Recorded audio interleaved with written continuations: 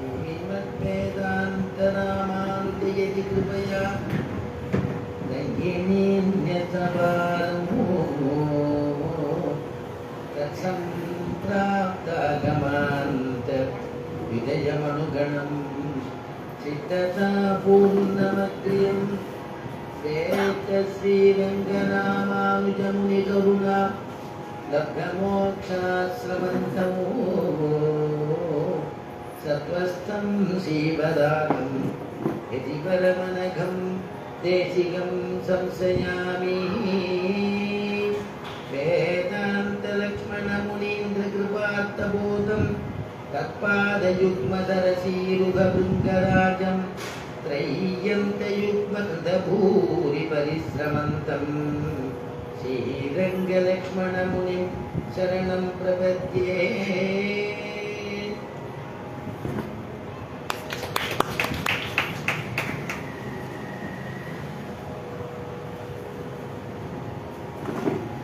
श्रीमान् वेङ्कटनाथार्यः कवितार्किककेसरी वेदान्ताचार्यवर्यो मे सन्निधत्तां सदा हृदि दिशन्तु मे देव सदा त्वदीयाः कयातरङ्गाक्षराकटाक्षाः श्रोत्रेषु पुंसामृतं क्षरन्ति सरस्वतीं संसदकामधेनुं त्वद्वेदश्रवणयोः अमृतायमानां तुल्यां त्वदीयमणिनूपुरसिञ्चितानां योधे त्वमेव जननि त्वदभिष्टवार्हां वाचं प्रसन्नमधुरां मम संविदेहि.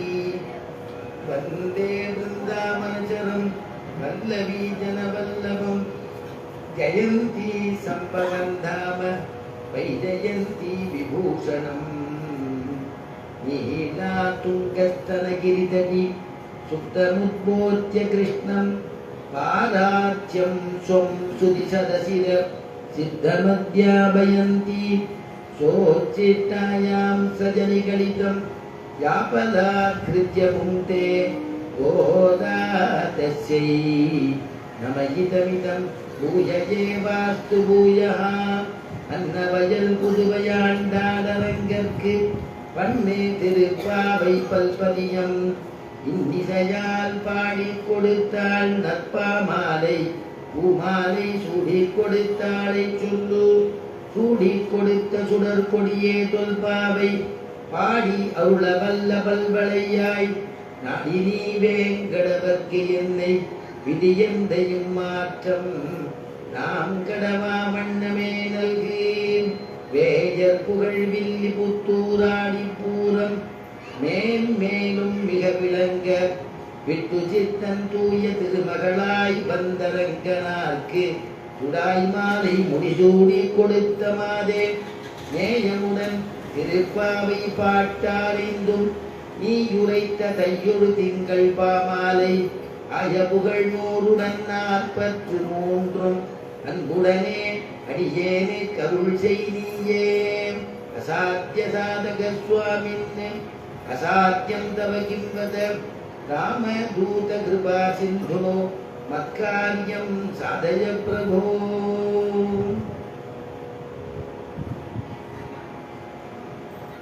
எல்லே இளங்கிளியே இன்னமுரங்குரியோ சில்லண்டடியேன் மின் நங்கை நீர் போதருகின்றேன் வல்லையும் கட்டுரைகள் பண்டேயும் வாயறிவும் வல்லீர்கள் நீங்களே நானே தானாயிடுக.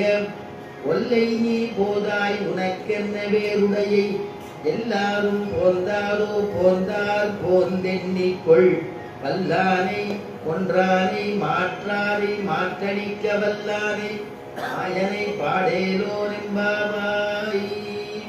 ஸ்ரீமத்யை கோதாயை நமஹ. ஸ்ரீபதியான ஸ்ரீமன் நாராயணனுடைய திவ்யமான அனுகிரகத்துல திருப்பாவை அப்படிங்கிற மகோத்சவத்துல நாம பாசுரங்களை அனுபவிச்சுட்டு இருக்கோம். அதுல இந்த 15வது பாசுரங்கிறது நேற்று சொல்ல வேண்டிய பாசுரம். 15, 16 இன்னைக்கு அனுபவிக்க போறோம். 15வது இந்த பாசுரங்கள்ல 6வது பாசுரத்திலேருந்து ஆரம்பிச்சு புல்லும் சிலம்பினான் புல்லறையின் கோயில் அப்படிங்கிறதுலேருந்து ஆரம்பிச்சு 15வது பாசுரம் பரியந்தம் எல்லே இளங்கிலேயே அப்படிங்கிற பாசுரம் பரியந்தம் உங்கள் புழைக்கடைங்கிற பாசுரம் பரியந்தம் 9 பாசுரம் கணக்கா இருக்கு. இந்த 9 பாசுரம் பரியந்தம் ஆண்டாவுடைய பாசுரத்துக்கு வியாக்கியானம் பண்ண உரையாசிரியர்கள்லாம் என்ன பண்றா, வெளியில் இருக்கிற ஆண்டாள் உள்ள ஒருங்கிட்டு இருக்கக்கூடியவர்களை கூப்பிடுறதாகவும், கூட்ட பிறகு உள்ள இருக்கிறவை பொழுது விடிஞ்சுட்டா அப்படின்னு கேட்கறதாகவும் கேள்வி பதில் மாதிரி வர்ணனை பண்ணி நமக்கு புரியும்படியாக அனுகிரகம் பண்ணியிருக்கா உரையாசிரியர்கள்லாம், வியாக்கியாதாக்கள் சொல்றோமே அதான். இந்த 15வது பாசுரத்தினுடைய விசேஷம் என்னன்னா, அவதாரிக்கையில் சொல்லும் பொழுது திருப்பாவையில் திருப்பாவை அப்படின்னு அனுபவிக்கிறார். இந்த பாசுரத்தில் எப்படி அமையும்னா, வெளியில இருக்கிறவங்க கேட்கிற மாதிரி உள்ள இருக்கிறவங்க பதில் சொல்ற மாதிரி பாசுரத்திலேயே அமையுது. வெளியில இருக்கிற மறுபடியும் கேள்வி கேட்கிற மாதிரி, உள்ள இருக்கிற ஒரு சமாதானம் சொல்ற மாதிரி கேள்வி பதில், யுக்தி பிரத்யுக்தி அப்படின்னு சொல்றது அது மாதிரி அமையிறது. எல்லே இளங்கிளியே அப்படின்னு கூப்பிடுறா, இன்னம் முதங்குதியோன்னு வெளியில் இருக்கிற ஆண்டாள் கூப்பிடுறா.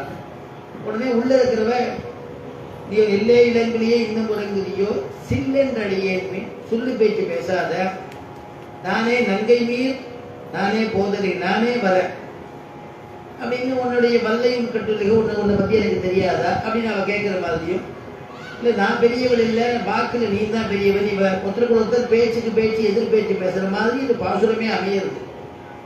அந்த பாசுரத்தினுடைய விசேஷம் தான். இதை நம்முடைய பெரியவர்கள்லாம் திருப்பாவையில் திருப்பாவை அப்படின்னு அனுபவிக்கக்கூடிய அற்புதமான பாசுரம். இதை இப்ப ஆண்டாள் இந்த பாசுரத்தை அனுபவிக்கும் பொழுது உரையாசிரியர்கள் சொல்றா, பகவத் விஷயத்தை சிற்றம் சிறுகாலே பாசுரத்தில் வைத்து பாகவத விஷயத்தை எல்லை இளங்கிலேயே பாசுரத்தில் வைக்கிறாள் அப்படின்னு அவதாரிக்க. பகவத் சம்பந்தமான விஷயத்தை எந்த பாசுரத்தில் வைக்கிறாள்னா, சிற்றம் சிறுகாலே வந்துன்னை சேவித்துன்னு அந்த பாசுரத்துல 29வது பாசுரத்துல வைக்கிறா. ஆனா இந்த பாசுரத்துல பாகவத விசேஷத்தை பத்தி சொல்றா அப்படின்னு இருக்கு அவதாரிக்க. இந்த பாசுரத்துல முக்தி பிரத்யுக்தி கிரமம் அப்படின்னு சொல்றது. இப்ப என்ன பண்றா, இதுக்கு முன்னாடி உள்ள பாசுரத்தை பாடிண்டே வந்தால் இந்த பாசுரத்துல இங்க உறங்கிட்டு இருக்கக்கூடிய ஒரு தோழியை எழுப்பணும். ஆண்டாள் கோஷ்டியா வந்துட்டு இருக்கா. நேற்றைய தினம் பாசுரத்தை அனுபவிச்சுட்டு இருக்கா. அந்த பாசுரத்தை பாடிட்டே வந்ததுனால இவன் கேட்டுட்டே உறங்கிட்டு இருக்கா. இன்னைக்கு எழுப்ப போறவ உறங்கிட்டு இருக்கா. உறங்கிட்டு இருந்தாலும் அந்த பாசுரத்தை திருப்பி தான் பாடுறாள் பாடிண்டே. ஏன்னா சிரவணம் கீர்த்தனம் அப்படின்னு சொல்லியிருக்கோம். சிரவணம்னா கேட்கறது, எதை நம்ம கேட்கிறோமோ அதை நம்ம ஏதாவது குங்காரம் பண்ணிகிட்டே இருப்போம். அப்படியே அதோடைய எது நம்ம பாடிட்டே இருப்போம். அந்த மாதிரி கேட்கறது தான் நமக்கு பாடுறதுக்கு செய்யறதுக்கு தோணும். அது மாதிரி இங்கே உள்ள இருக்கிறவள் முதல்ல பாடின பாசுரத்தை உள்ள பாடிட்டபடியே படுத்துட்டு இருக்காள். அதை நினைச்சுட்டே பகவத் அனுபவத்தில் படுத்துட்டு இருக்கா அப்படின்னு ஆரம்பிக்கிறார்.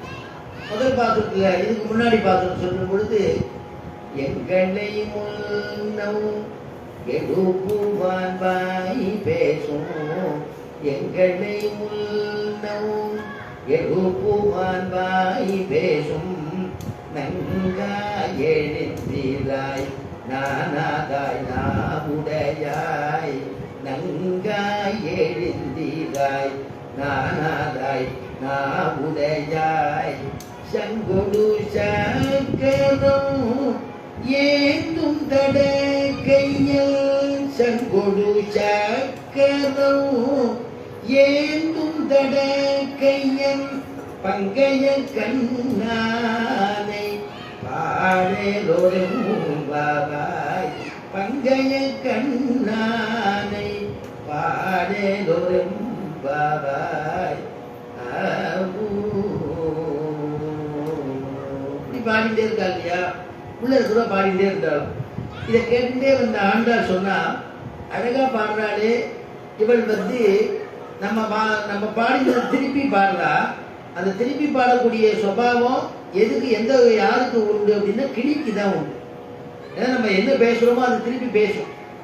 அதனால சொன்னத்தை சொல்லும் கிளிப்பிள்ளைன்னு சொல்றோம் இல்லையோ, நம்ம எது சொன்னோமோ அது திருப்பி சொல்லுமா. அதனால கிளி மாதிரி இருக்காளே இவ சின்ன பொண்ணா இருக்கா, இளங்கிளி அப்படிங்கிறதுக்காக எழுப்புறாளாம் உள்ள இருக்கிறவளை வெளியில் இருக்கக்கூடிய ஆண்டா.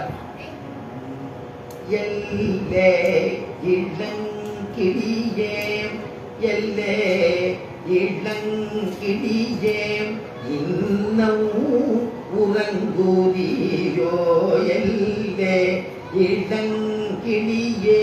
இளங்கிளியே நீ இன்னும் சொல்லிட்டு இருக்கியா, பொழுது புலந்துட்டு இன்னும் உறங்குதியோ அப்படின்னு கேட்கிறாள். உடனே பொழுது குறைஞ்சுட்டு இளங்கிளியேன்னு அவ கூப்பிடுறதுக்கு காரணம் என்ன? சொன்னத பாடத்தை கேட்டு திருப்பி பாடுறாளேங்கிறதுக்காக அவ கூப்பிடுறா. ஆனா இது என்ன அனுபவம்னா, அவளுக்கு உள்ள இருக்கிறவளுக்கு என்ன அனுபவம் ஏற்பட்டதுன்னா, சம்சர்கஜாக தோஷகுணா பவந்தின்னு சொல்றது. யாரோட நம்ம சேர்றோமோ, சத்சங்கத்தோட நம்ம சேர்ந்தோம்னா சத்சங்கமான புத்திகள் எல்லாம் வரும், துர்சங்கத்தோட சேர்ந்தா துர்சங்கமான புத்தி எல்லாம் வரும். அப்படிங்கிறது இவளுக்கு எந்த புத்தி வந்தது அப்படின்னா சத்சங்கத்தோட இருந்ததுனால அற்புதமான அந்த பாட்டை திருப்பி பாடக்கூடிய ஒரு பாக்கியம் அவ பாட்டு பாடுறான். இப்ப அது இந்த ஒரு விஷயத்தை சொல்லும் பொழுது ஒரு விஷயம் என்ன பண்றாரு, ஒரு காட்டுக்கு அப்படியே காட்டுல போயிட்டு இருக்கார். போயிட்டு இருக்கும் பொழுது பார்த்தா ஒரு ஆசிரமம் தெரியுது. அந்த ஆசிரமத்துக்குள்ள நுழையிற, ஆசிரமத்துக்குள்ள நுழையும் பொழுது பார்த்தா அங்க ஒரு கிளி இருக்கு. அந்த கிளி இந்த சுவாமியை பார்த்தோன்னா வாங்கோ வாங்கோ உட்காருங்கோ அமருங்கள், தீர்த்த சாப்பிட்றீங்களா எதை சாப்பிட்றீங்களான்னு கேட்கறது. பரவாயில்லையே இந்த கிளி அழகா பேசுறது, உபச்சாரங்கள்லாம் பண்றது அப்படின்னு சந்தோஷப்பட்டு எனக்கு ஒண்ணு வேண்டாம் அப்படின்னு சொல்றார். சத்த நாளைக்கு எல்லாம் கொஞ்ச நாளை ஆசுவாசப்படுத்தின்னு மற்றொரு இடத்துக்கு புறப்படுறார். பக்கத்திலேயே ஒரு இடம், அங்க மாமிச வியாபாரி வியாபாரம் பண்ணிட்டு இருக்கான். அங்க ஒரு கிளி தொங்குறது. அது இவரை பார்த்து ராசோட தான் போயிட்டு இருக்காரு. சுவாமி ஏதாவது உங்களுக்கு எவ்வளவு 1/2 கிலோ வேணுமா, 1/4 கிலோ வேணுமா, மாமிசம் வேணுமான்னு கேட்கறது.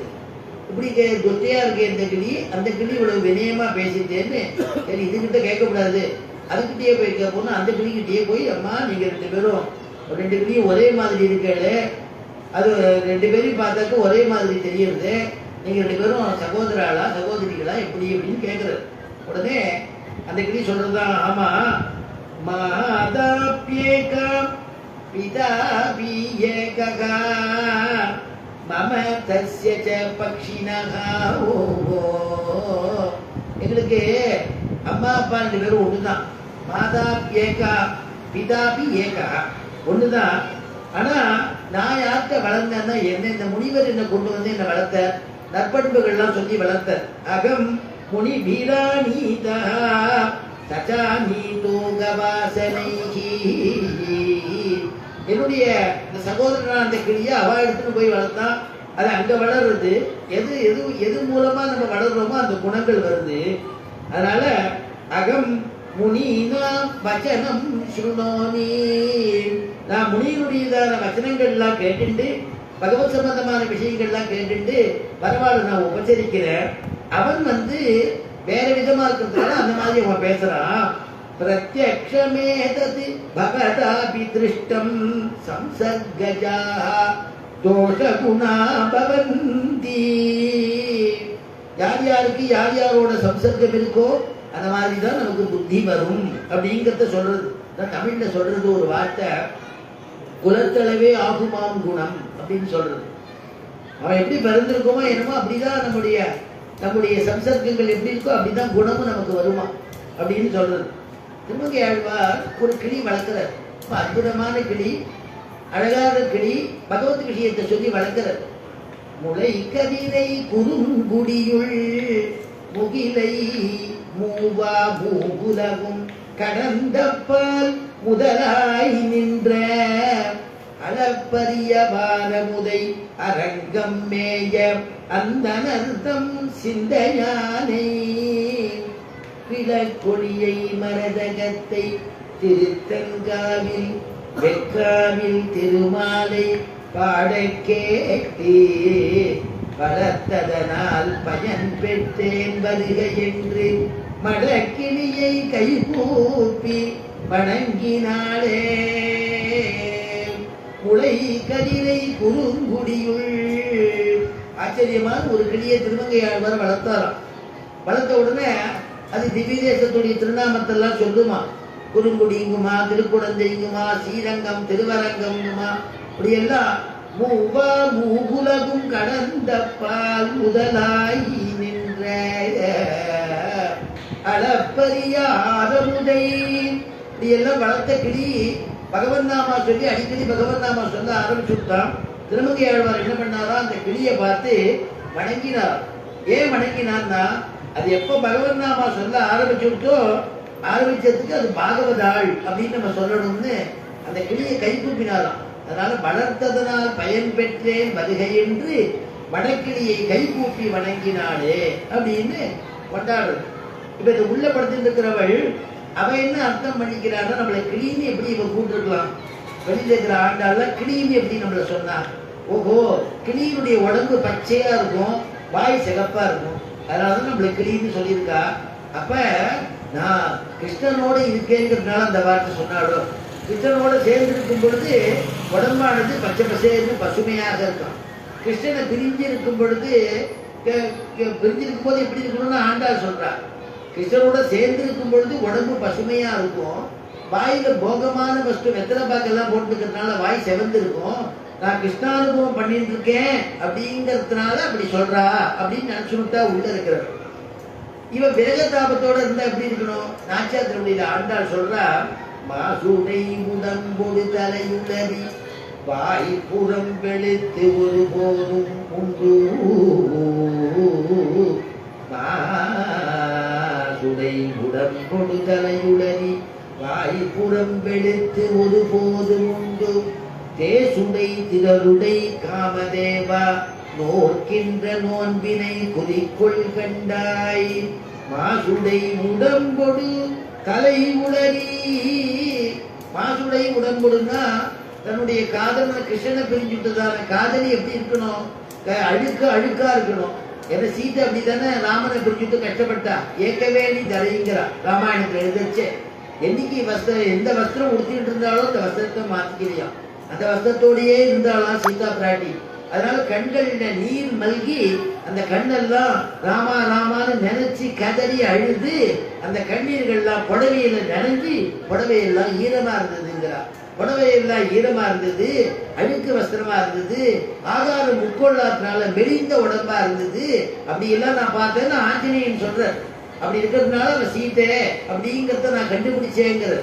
அப்ப கணவனை பிரிஞ்சு காதலனை பிரிஞ்சு இருக்கக்கூடியவன் அப்படி இருக்கணும். அதனாலதான் மாசுடை உடம்போடு தலை உளறி வாய்ப்புறம் வெளுத்து, வாயெல்லாம் வெளுத்து இருக்கணும், ஒருபோதும் உண்டு அப்படிதான் இருக்கணும். இவ எப்படி இருக்காளே அப்படிங்கிறதுக்காக அப்படி இருக்கணுங்கிறத சொல்றா. உள்ள இருக்கிறவன் நினைச்சுக்கிறா, ஓஹோ இந்த மாதிரி நம்மளை நினைச்சுட்டு கிருஷ்ணானுபவம் பண்ணிட்டு இருக்கேங்கிறதுனாலதான் கிளின்னு சொன்னாலோ அப்படின்னு அவன் நினைச்சுட்டு இருக்கான்.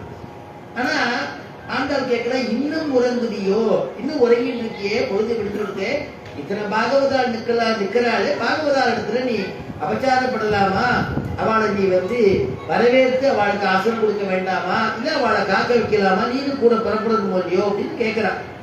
ஏன்னா பாகவத அபச்சாரம் கூடாது. இந்திரஜிம்னு ஒரு ராஜா, அந்த ராஜா தேவ பெருமாளுக்கு தங்க வட்டினால திருவாராதனைகள்லாம் பண்ணிட்டு இருந்தான். ஒரு முறை அகஸ்தியர் அவரை பார்க்கறதுக்கு போறார். அவரை பார்க்கறதுக்கு போனோம்னா அவருடைய குலகுரு அவரை அலட்சியப்படுத்தினார். பெருமாள் திருவாரூர் தான் முக்கியம், அகஸ்தியரை விட பெருமாள் திருவாரூர் தான் முக்கியம் ஆச்சாரியனை விட அப்படின்னு நினைச்சிட்டு திருவாராதனை பண்ணிட்டு இருந்தா அது ஒரு கர்வத்தினால.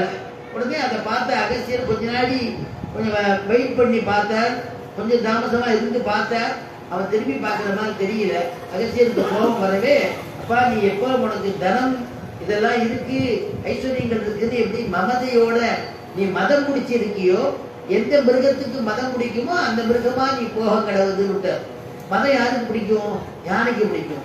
யானை யாரு போயிட்டான், இந்திரஜிம்னங்கிற ராஜா. உன் ஐஸ்வர்யம்லாம் எழுந்து போகும்னார். அப்புறம் கை கூப்பிட்டு அவன் கேட்டான், நான் ஏதோ தெரியாம பண்ணிட்டேன், இந்த அபச்சாரத்துக்கு ஏதாவது எனக்கு எப்ப விமோச்சனம் அப்படின்னு கேட்டார். என்னைக்கு உன்னுடைய கைய பகவான் மகாவிஷ்ணு உன்னுடைய கையை என்னைக்கு பிடிக்கிறானோ அன்னைக்கு உன்னுடைய சாப விமோச்சனம் விட்டார். மற்றொரு ரிஷி தேவலர்னு ஒரு ரிஷி, அந்த ரிஷி என்ன பண்ணினார், அந்த ரிஷி ஸ்நானம் அனுஷ்டானம் பண்ணிட்டு இருக்கார். கந்தர்வர்கள்ல ஹாஹா பூஹூன்னு கந்தர்வர்கள். அந்த கந்தர்வர்கள் இப்படியே தண்ணிக்குள்ள இப்படியே நீண்டிட்டே இருக்கிறது, சும்மா இருக்காம அந்த ரிஷியோட காலை பிடிக்கிறது. அவர் ஏதோ பிடிச்சு விட்டே என்னன்னு பார்க்கிறார், எழுந்து சிரிக்கிறான். உடனே பிடி சாபத்தை அந்த ரிஷிகள்லாம் சாபம் உடனே கொடுத்துருவாள். உடனே இந்த எப்போ நீ என்னுடைய காலை எனக்கு தெரியாமல் பிடிச்சி இந்த மாதிரி என்னிடத்துல விளையாடிட்டு இருக்கியோ, விவஸ்தை தெரியாமல் மனுஷாவுடைய யோக்கியத்தை தெரியாமல் விளையாடிட்டு இருக்கியோ, எப்படி இந்த மாதிரி ஒரு பிடிக்கிறதோ அந்த மாதிரி ஒரு பிராணியா ஜலத்துல போறல. எது பிடிக்கும்? முதல்ல தான் பிடிக்கும். அதனால முதலையா போறது முதலையா போயிடுது. முதலையா போயினோடனே தேமைன்னு உட்கார்ந்து அப்படியே கேட்கறது அந்த முனிவரை பார்த்து, எனக்கு சாப விமோசனம் எப்ப? பெருமாளுடையதான சக்கராயுதம் எப்போ உன்னுடைய கழுத்துல படுறதோ உனக்கு சாப விமோசனம் அப்படின்னு விட்டார். உடனே அந்த அந்த ஜென்மம் அந்த முதலியா இருந்துட்டு இருக்கு. எப்படா எப்போ யார் காலை பிடிச்சா நமக்கு சாப விமோசனமாகும் காத்துட்டு இருக்கு. பெருமாளுடைய திருக்கை என்னைக்கு நம்ம மேல பட போறது, நம்ம எப்ப திருக்கையால பெருமாள் தூக்க போறார் அப்பதான் நமக்கு சாப விமோசனம்னு யானை காத்துட்டு இருக்கு.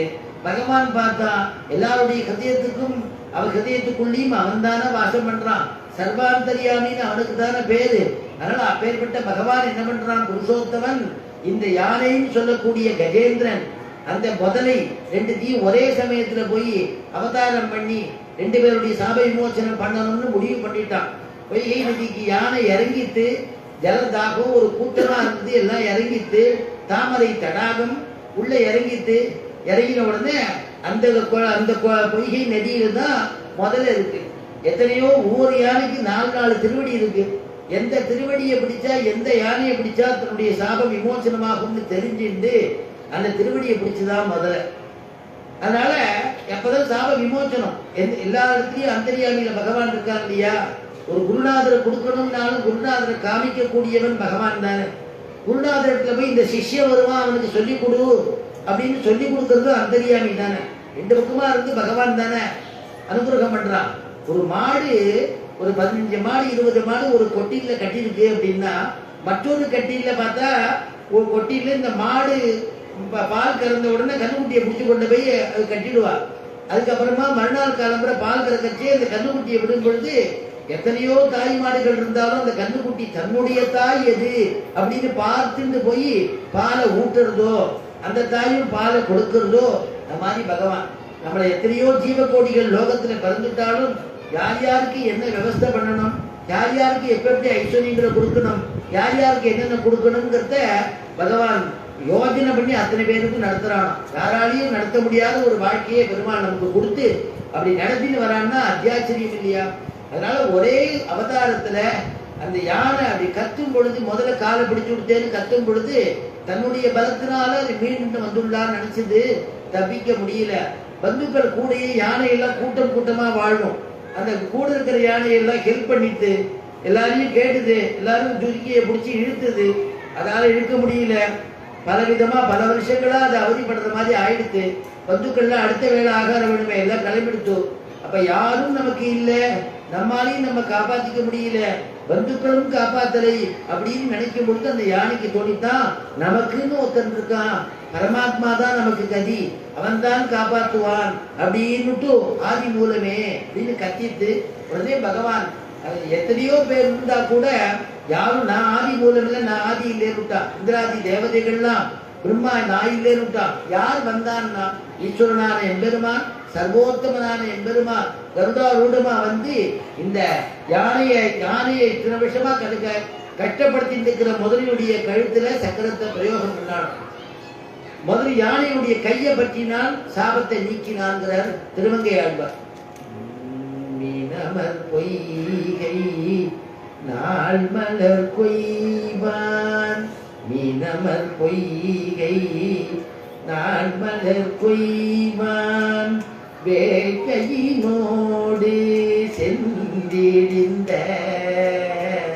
மீனமர் பொய்கை நாள் மலர் கொய்வான், வேட்கையினோடு சென்றிடிந்த காணவன் வேணும் கையெடுத்தலர, காணவன் வேணும் கையெடுத்தலர, கராதன் காலினை கருவ,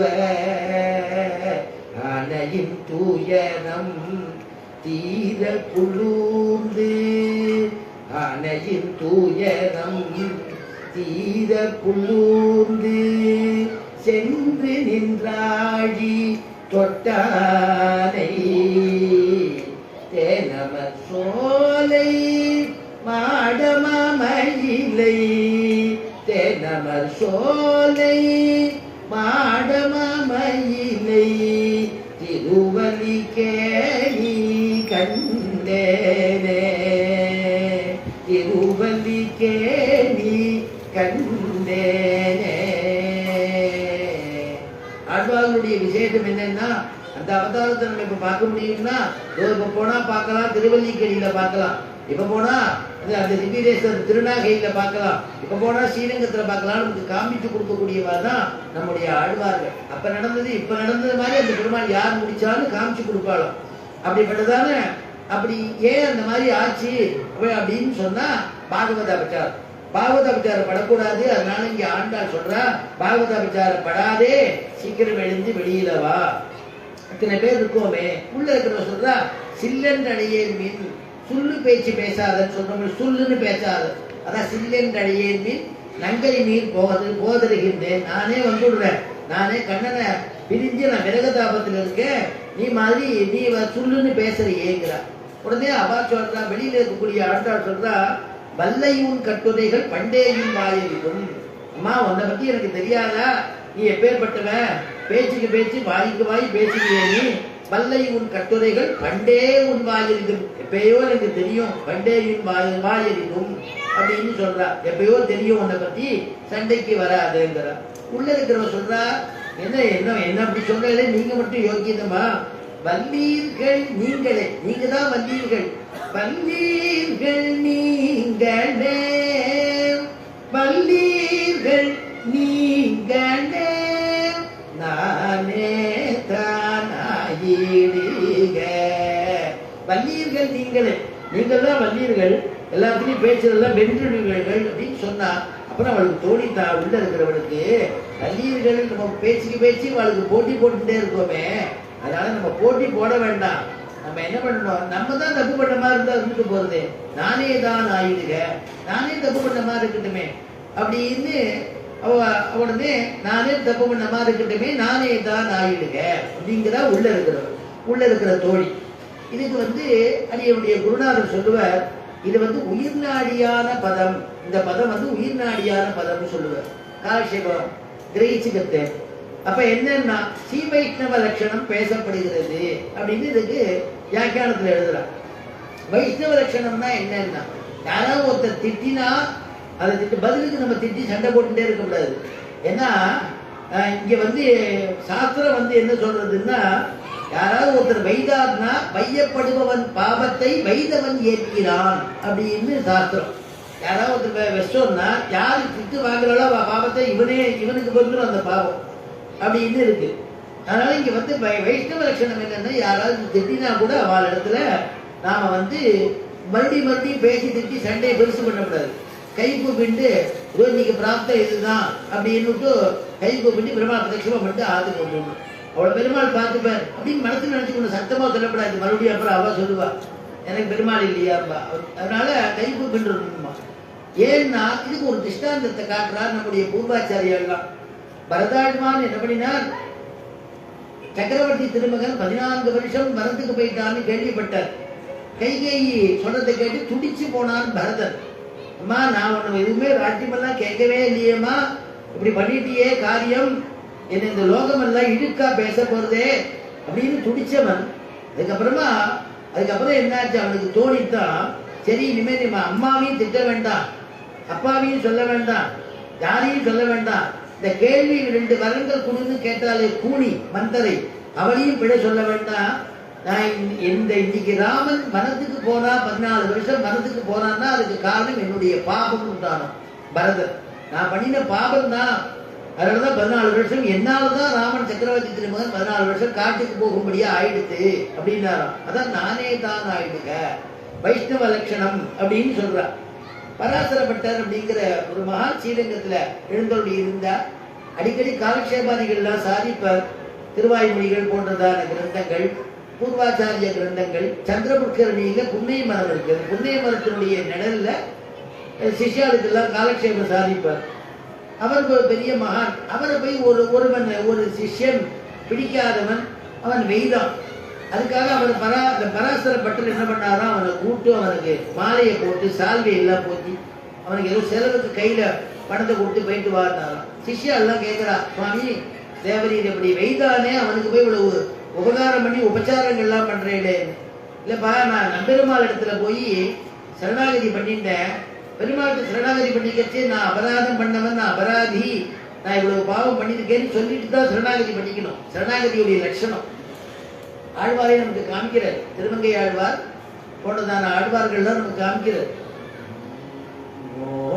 நோன்பிலேன் நுண்ணறிவிலேன் ஆகினும் இனி உன்னை விட்டு ஒன்றும் ஆற்றகிற்கின்றிலேன் அரவினனை அம்மானே. நம்மாழ்வார் சொல்லும்போது நோக்க நோன்பிலேன் நுண்ணறிவிலேன், எனக்கு கர்மயோகமும் ஞானயோகமும் பக்தியோகமும் பண்ண தெரியாது, நான் ஒரு இடத்துல வந்துட்டேங்கிறேன். திருமங்கை ஆழ்வார் சொல்ற, நோற்றேன் பல்பிறவி உன்னை காண்பதோராசையினால் ஏற்றேன் இப்பிதப்பே இடருத்த நஞ்சம் பெருமான். நோற்றேன் பல்பிறவி உன்னை காண்பதோர் ஆசையினால், எத்தனையோ பிறவி எடுத்து எடுத்து பிறவி எனக்கு வந்துட்டே இருக்கு, இனிமே பிறவி எடுக்க வேண்டாம், அதனாலதான் உன்னுடைய திருவடி வாரத்தில் சரணாகதி பண்ணிக்கிறேன்னு சொன்னார் திருமங்கை ஆழ்வார். கொன்றேன் பல்லுயிரை புதிக்கோளொன்றிலாமையினால் என்றேனும் இறந்தார்க்கு இனிதாக உரைத்தறியேன். கொன்றேன் பல்லுயிரை, எத்தனையோ பேர் எத்தனையோ உயிரினங்களை கொண்டிருக்கேன், யாருக்காலும் இல்லைன்னு சொல்றது கூட நான் நல்ல வார்த்தையை நான் சொன்னதில்லை அப்படின்னு எல்லாம் சொல்லி அபராதி அகமஸ்மி. சுவாமி தேசிகன் சாதிக்கிறார், அகமஸ்மி அபராத சக்கரவர்த்தி. அபராதத்துக்கெல்லாம் ஒரு சக்கரவர்த்தின்னா பெரியவன் இல்லையா, நாடுகளுக்கெல்லாம் சக்கரவர்த்தின்னா முதன்மையானவன். தசரத சக்கரவர்த்தி அப்படின்னா சிற்றரசுகளுக்கெல்லாம் பேரரசுகளுக்கெல்லாம் பெரியவர். அந்த மாதிரி தேசிகன் சாதிக்கிற, நான் பெரிய அபராதங்கள்லாம் பண்ணியிருக்கேன், அகம் அஸ்மி அபராத சக்கரவர்த்தி அப்படின்னு தன்னை சொல்லி பெருமாள் இடத்துல சரணாகதி பண்ணிக்கிறார். அதனால இங்க பட்டர் சொன்னாரா, அந்த மாதிரி ரங்கநாதன் இடத்துல சரணாகதி பண்ணிட்ட, ரங்கநாதன் உடனே நீ எந்த குற்றமும் பண்ணலை அப்படின்னு சொல்லிட்ட, இப்ப இவன் என்னிடத்துல இருக்கிற குற்றம் எல்லாம் வரிசையா சொன்னானோ இல்லையோ, இவன் சாட்சின்னு கொண்டு போய் நிறுத்திடுவேன், இப்ப பெருமாள் ஒத்துண்டு தானே ஆகணும் அப்படின்னா. அதான் வைஷ்ணவ லட்சணம்ங்கிறது என்ன அப்படின்னா, இன்னொருத்தர் வெய்தா நாம கை கூப்பிட்டு பேசாம இருந்துடுறது அப்படின்னுதான் இதுல பெரியவாள்லாம் சொல்றது, நமக்கு சொல்லிக் கொடுத்ததான விஷயங்கள்.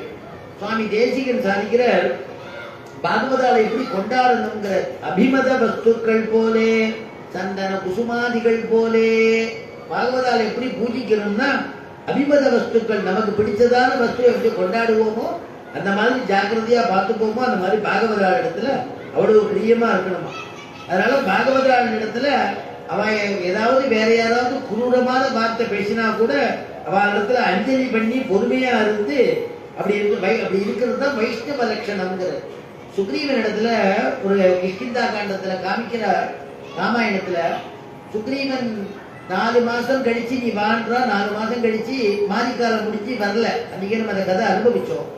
4 மாசம் முடிஞ்சு வரலன்னு உடனே இளைய பெருமாள் இடத்துல சொல்லி சுக்ரீவனை ஞாபகப்படுத்திட்டு வாருன்னு சுக்ரீவனை ஞாபகப்படுத்துறதுக்காக போனா, அப்ப சுக்ரீவன் இடத்துல கேட்கிறான், இளைய பெருமாள் சொல்ற, இந்த மாதிரி சுக்ரீவா எங்க அண்ணா காத்துட்டு இருக்காரு அங்க வரியா, இல்ல உங்க அண்ணா போன இடம் திறந்திருக்கு அங்க போறியான்னு கேட்டான்.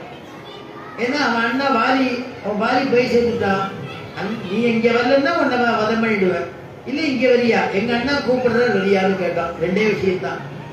உடனே அவன் தன்னுடைய தப்ப உணர்ந்து இளைய பெருமாளிடத்துல இருந்து இளைய பெருமாளிடத்துல கேட்டுட்டு நான் பண்ணது தப்பு தான், அப்புறம் அண்ணாவன் இடத்துல சக்கரவர்த்தி திருமண இடத்துல பார்க்கச்சு திருவடியில விழுந்து நான் அபராதம் பண்ணிட்டேன், நான் சொன்னபடி நான் சொன்ன வாக்க காப்பாத்தல, என்னை க்ஷமிச்சுங்கோ அப்படின்னு திருவடியில விழுந்தான். விழுந்த உடனே சுக்ரீவன் ராமனுடைய திருவடியில விழுந்த உடனே இளைய பெருமாளான லக்ஷ்மணன் சுக்ரீவனுடைய திருவடியில விழுறான்.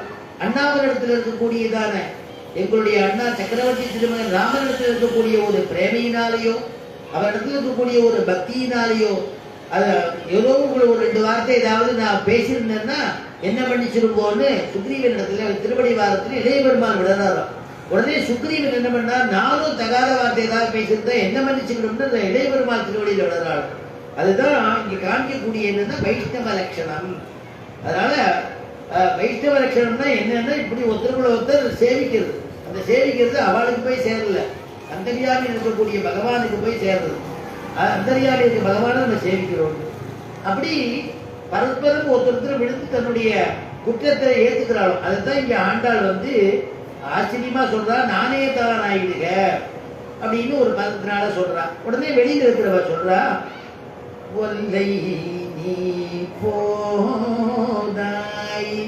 உனக்கென்ன வேறுடைமை, ஒல்லை நீ போதாய் உனக்கென்ன வேறுடையை, எல்லாரும் போந்தாரோ போந்தார் போந்தெண்ணிக்கொள். ஒல்லை ஒல்லை நீ போல உனக்கு என்ன வேறுடை. வெளியில் இருக்கிற ஆண்டாள் கேட்கிறா, அம்மா உனக்கு என்ன சுயம்பாகமோ அப்படின்னு வியாக்கியம். சுயம்பாகம்னா தனியா தனியா பண்ணிக்கிறது. ரொம்ப ஆச்சாரக்காரெல்லாம் பரமே காந்திகள்லாம் ஒரு திருநட்சத்திரத்துக்கோ ஒரு உற்சவத்துக்கோ வந்தான்னா பிறகு தொட்டு சாப்பிட மாட்டான். அவள் தனியா பாத்திரங்கள்லாம் கொண்டு வந்துடுவா. அவளுக்கு வேணுங்கிற காய்கறிகள் மளிகை சாதம் மட்டும் நம்ம வாங்கி கொடுத்தா போதும். அந்த இடத்துல அவளுக்கு எந்த இடத்துல தங்கறதுக்கு கொடுக்குறோமோ அந்த இடத்துல புண்ணியாவாஜனை பண்ணிட்டு அந்த கொண்டு வந்த பாத்திரத்தெல்லாம் சுத்தி பண்ணி அதை தனியா தனியை பண்ணி பெருமாளுக்கு சாலைக்கிராம திருவாராதனை பண்ணி அதை அபிஷேகம் பண்ணிவிட்டு சாப்பிடுவா. அப்படின்னு ஒரு பழக்கம் உண்டு. சுயம்பாகம் அப்படின்னு பேரு. அது மாதிரி இங்க கேட்கிறா ஆண்டாள் கேட்கிற, நீ தனியா போய் கிருஷ்ணனை அனுபவிக்கலாம்னு நினைச்சுட்டு இருக்கியா, உனக்கு என்ன சுயம்பாகமோ தனியா போய் நினைச்சுட்டு இருக்கியா. உடனே உள்ள இருக்கிறவ கேட்கிறா, எல்லாரும் போந்தாரோ எல்லாரும் போந்தாரோ எல்லாரும் வந்தாச்சா அப்படின்னு கேட்கிறான். உடனே ஆண்டாள் நல்லபடியா எல்லாருமே வந்துட்டா. போந்தார் போந்தெண்ணிக்கொள், இதெல்லாம் நீனே வந்து எண்ணிக்கோய, எல்லாரும் வந்துட்டா. போந்தார் போந்தெண்ணிக்கொள் அப்படின்னா என்ன அர்த்தம்னா, நீனே தொட்டு தொட்டு எண்ணிக்கோ. 1 2 3 4 தொட்டு எண்ணிக்கோன்னா. ஏன் தொட சொல்றான்னா வியாக்கியாதங்களுடைய அனுபவம். பாகவத ஸ்பர்சம் வேண்டும் என்கிறாள். பாகவத ஸ்பர்சம் இவாளுக்கெல்லாம் கிடைக்கட்டும். உள்ள இருக்கிற பரம பாகவதை அவருடைய ஸ்பர்சம் இவாளுக்கெல்லாம் கிடைக்கட்டும்ன்றதுக்காக தொட்டு எண்ணிக்கோ, பரவாயில்ல அப்படிங்கிறா. ஏன்னா பாகவத சம்பந்தம் வேணும் இல்லையா. ராமானுஜர் ஒரு முறை என்ன பண்ணினா, ஆழ்வாருடைய பாசுர சீசுக்திய தொண்டர்படி ஆழ்வார் சீசுக்திய வாசிச்சுட்டே வரும்பொழுது கோணகம் செய்த சேடம் தருவரேன் புனிதம் என்றேன் இருந்தது.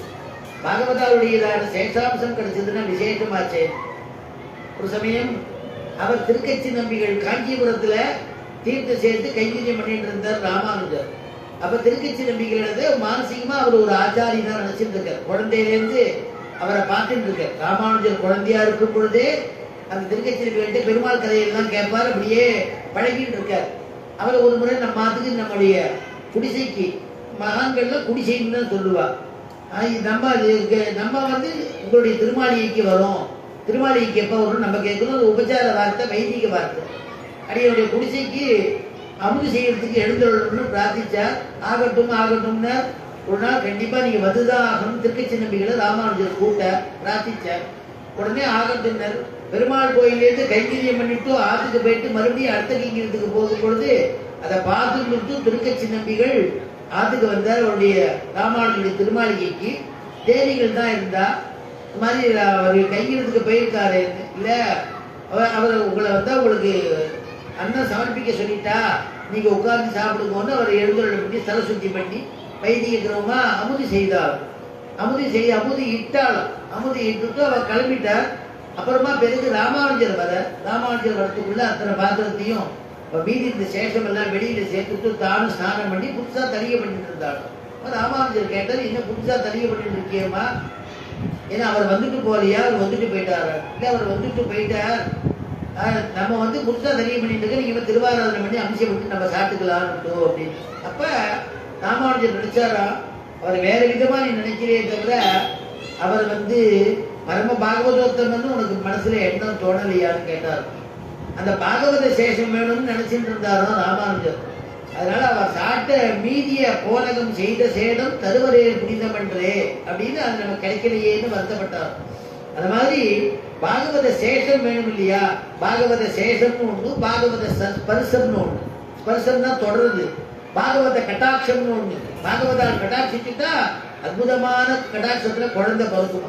ஜாயமானி புருஷம். ஏன்னா ஆச்சரியமா வயிற்றுக்குள்ள இருக்கக்கூடிய பரீட்சத்துக்கு பகவத் கடாட்சம் ஏற்படுது. பகவான் உள்ள சுத்திட்டு இருந்தான் அங்குஷ்ட ரூபமா வயிற்றுக்குள்ள அதனால குழந்தை வயிற்றுக்குள்ளேயே அந்த கிருஷ்ணனை பார்த்து பகவான பெருமாளை பார்த்துட்டு பரமாத்மாவை பார்த்துட்டு வெளியில பரீட்சை பண்ணித்தான். நம்ம உள்ள பார்த்த ஒருவரும் காணலையே, அதனாலதான் பரீட்சத்துன்னு பேர் அந்த குழந்தைக்கு. அது மாதிரி நாரதனுக்கு கயாதுடைய பிரகலாத ஆழ்வானுக்கு கயாதுடைய கர்ப்பத்தில் இருக்கும்பொழுது நாரதனுடைய அனுகிரகம் கிடைச்சது, பாகவத கடாட்சம். கயாதுக்கு பகவத் குணங்கள்லாம் உபதேசம் பண்றார். உபதேசம் பண்ணும் பொழுது கேட்கும் பொழுது அவள் ஒரு வேலை தூங்கிட்டா கூட குழந்தை கேட்டு இருந்துதான். பெருமாள் கதை சொல்லும் பொழுது சொல்லி கேட்டு இருந்துதான். அப்ப நாராயணத்தை திடபக்தி ஏற்பட்டது பிரகலாத ஆழ்வானுக்கு. இது பாகவத கட்டாட்சம். இதெல்லாம் பாகவத ஸ்பரிசம்.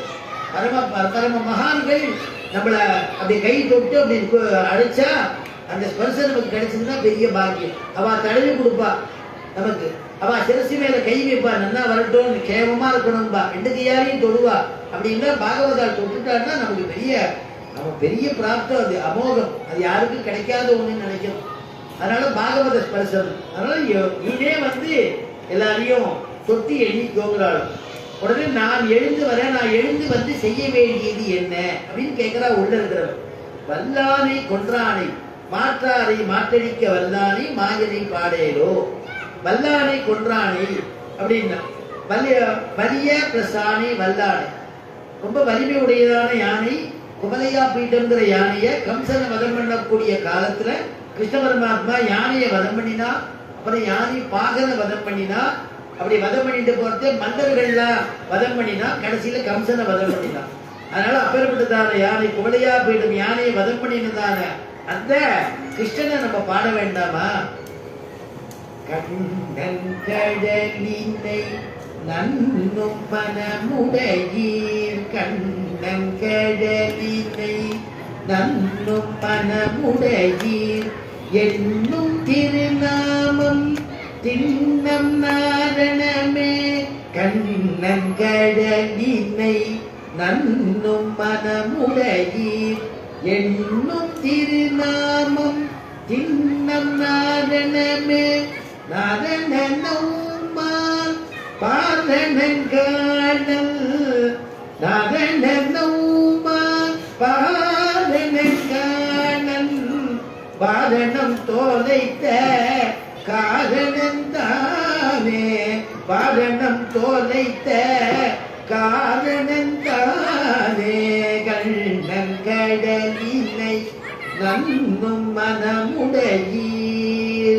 சுவாமி நம்மாழ்வார் சாதிக்கிறது இல்லையா, பாரணம் தொலைத்த காரணம் தானே. பாரணம்னா யானைன்னு அர்த்தம். பாரணம் தொலைத்த காரணம், எல்லாத்துக்கும் காரணமா இருந்தவன் எம்பெருமான் அப்படின்னு. பெருமாளுக்கு சத்ருக்கள்ங்கிறது யாரும் கிடையாது. சத்ருக்கள் இருந்தா கூட மாற்றாரை மாற்றடிக்க வல்லானை. சத்ருக்களுடைய சுபாவத்தை முதல்ல அந்த சுபாவம் இல்லாம பண்ணிடுவானாம், அதுக்கு முயற்சி பண்ணுவானாம். அது முடியலன்னா தான் சத்ருக்களை வதம் பண்றதுதான். சத்ருக்கள்னு பெருமாளுக்கு யாரும் தனியா கிடையாது. ஏன்னா ராமாயணத்துல சொல்றது சத்ருக்களே இல்லாதவன்கிறது. அப்படிப்பட்டதான பெருமாள் ராமனுடைய கல்யாண குணங்கள் எல்லாம் சொல்லும் பொழுது நிபுணாம் அபிவத்சலகான்னு ஒரு குணம். நிபுணாம் அபிவத்சலகான்னு எதிரிகளை கூட கண்மணியே என்று கொண்டாடுபவன் அர்த்தம். அதனால அவளுக்கு சத்ருக்களே கிடையாது. ஆனா அந்த கிருஷ்ணனுக்கு சத்ருக்கள் உண்டான, கிருஷ்ணனுக்கு சத்ருங்கிற அந்த எண்ணத்தை எடுக்கணும்னு எண்ணம். ஒரு சமயம் தர்மர் என்ன பண்ற, ராஜஸ்ரீ யாகம் பண்ற. ராஜஸ்ரீ யாகம் பண்றச்சே எல்லாரும் அனைத்து மகாராஜாக்கள்லாம் வந்திருக்கா, சர்வதேசத்திலேருந்து வந்திருக்கா, எல்லாரும் வந்திருக்கா. வந்திருக்கும் பொழுது கிருஷ்ணன் அங்கதான் இருக்கா, பீஷ்மர் போன்றதான மகான்கள்லாம் இருக்கா. அந்த யாகம் முடிஞ்ச உடனே யாகத்துக்கு முதல்ல அக்கர தாம்பூலம், முதல் தாம்பூலம் யாருக்கு கொடுக்கறது அப்படின்னு தர்மர் கேட்கிறான் பீஷ்மர் இடத்துல. பீஷ்ம பிதாமகர் சொல்ற, இது என்னப்பா கேள்வி, எல்லாத்துக்கும் சர்வோத்தமனான எம்பெருமான் இருக்கானே அவனுக்கு தான் கொடுக்கணும். அவன் தானே யஜ்யத்துக்கெல்லாம் யஜ்யோவை விஷ்ணுன்னு சொல்றது, யஜ்யத்தினால ஆராதிக்கப்படுபவன் அர்த்தம். அப்படிப்பட்டவன் பகவான் தானே, பரமாத்மா தானே. அதனால அவனுக்கு தான் நம்ம எல்லாம் பண்ணணும். கிருஷ்ணனுக்கு தான் முதல் தாம்பூலம் விட்டான்.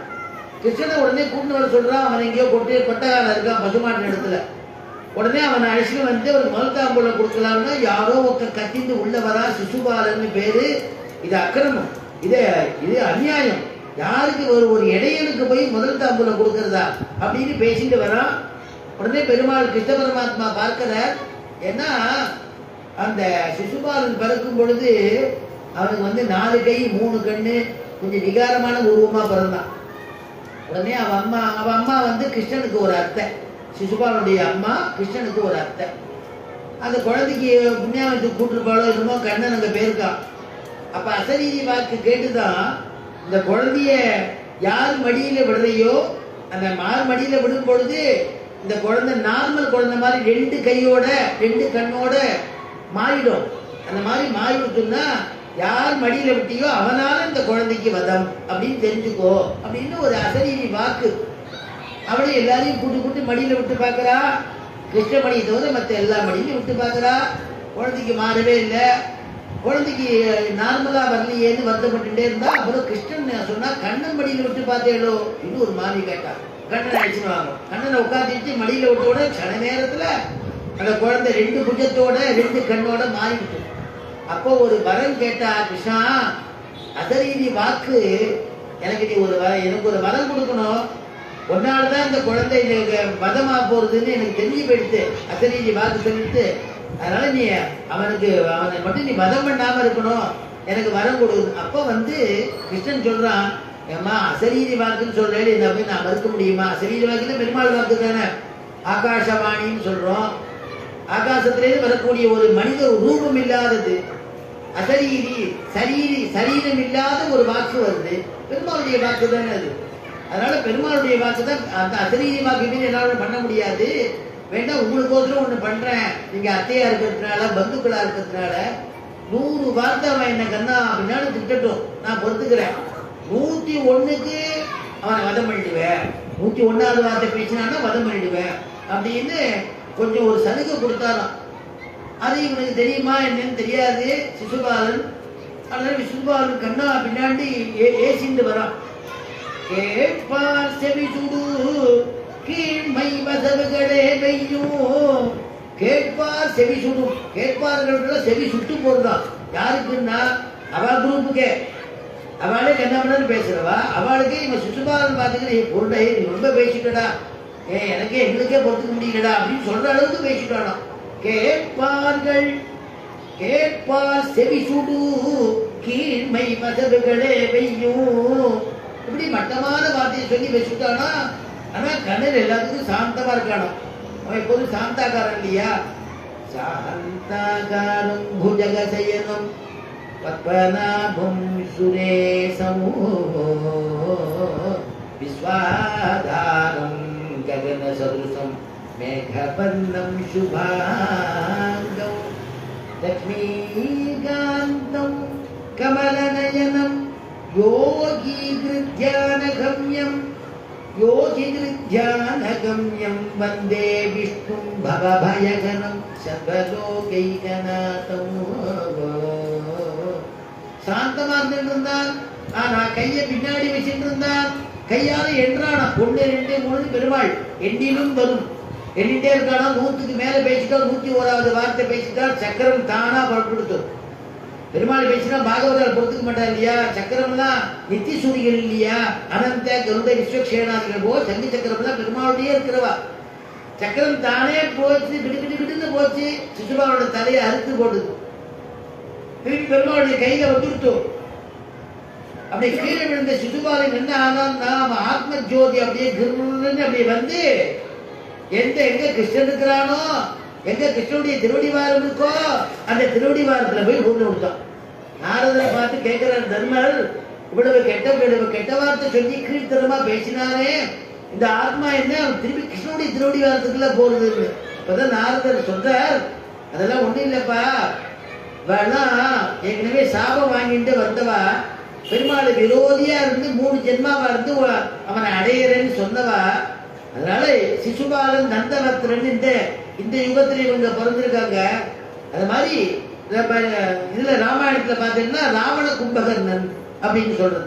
சிசுபால நந்தவத்திரன் இப்படி எல்லாம் ஹிரண்யாட்சன் ஹிரண்யகசிபு இவெல்லாம் 3 திருஜன்மா எடுத்து பகவானை விரோதம் பண்ணி பகவான் அடையிறது. அதனால பகவான் அடைஞ்சுட்டா பெருமாளுக்கு திட்டுறதும் ஒண்ணுதான், பெருமாளை ஆசையா கூப்பிடுறதும் ஒண்ணுதான். பெருமாள் நல்ல விதமா தான் அதை எடுத்துப்பான் அப்படின்னா தான் ஆறுதல். அந்த மாதிரி மாற்றாரை அவனுடைய குணத்தை மாற்றணும்னு பார்த்த முடியல, மாற்றடிக்க வந்தானே அவனை அழிச்சுட்டாரே தவிர கிருபை அவருடைய சக்கராயுதம் பட்டதுனால மோட்சம். சக்கரம் நம்ம கையில பட்டு மோட்சம் சொல்றோம் இல்லையா, சமாசீனம் பண்ணிக்கிறோமே. வலது தோல்ல சக்கரம், இடது தோல்ல சங்கத்தை பொறிச்சு விடுவா ஆச்சாரியா, நமக்கு மோட்சம், மோட்ச சித்தின்னு அர்த்தம். அதனால மாற்றாரை மாற்றடிக்க வந்தானே அப்படிப்பட்டதான கிருஷ்ண பரமாத்மாவை பாடுவோம், மாயனை பாடேலோ, பாடத்துக்கு வரியான்னு கூப்பிடுறா அந்த பாகவதனுடைய அனுபவத்துல. நாயகனாய் நின்ற நந்த கோபனுடைய கோயில் காப்பானே, ஒடி தோன்றும் தோரண வாசல் காப்பானே, மணிக்கதவம் தாழ்த்திரவாய் ஆயர் சிறுமியரோ முக்கு அரைபறை மாயன் மணிமன்னன் என்னே வாய் நேர்ந்தான் தூயோமாய் வந்தோம் துயிலட பாடுவான் வாயால் முன்னம் முன்னம் மாற்றாதே அம்மா நீ நேசரிடை கதவம் நீ கேளோரிம்பாவாய். ஆச்சரியமான 16வது பாசுரம்.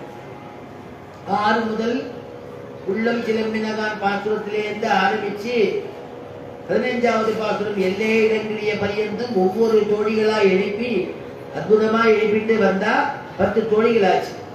10 தோழிகள் என்ன கணக்குன்னா, 10 தோழிகள் அப்படிங்கிறது 5 லட்சம் குடிக்கு கணக்கு. 5 லட்சம் பெண்களை எழுப்பின மாதிரி கணக்கா இல்லையா?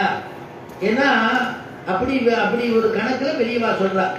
அதனால பூர்வர்கள்லாம் சொல்றா 5 லட்சம் குடி பெண்களை எழுப்பின மாதிரி உபலட்சணை அப்படின்னு.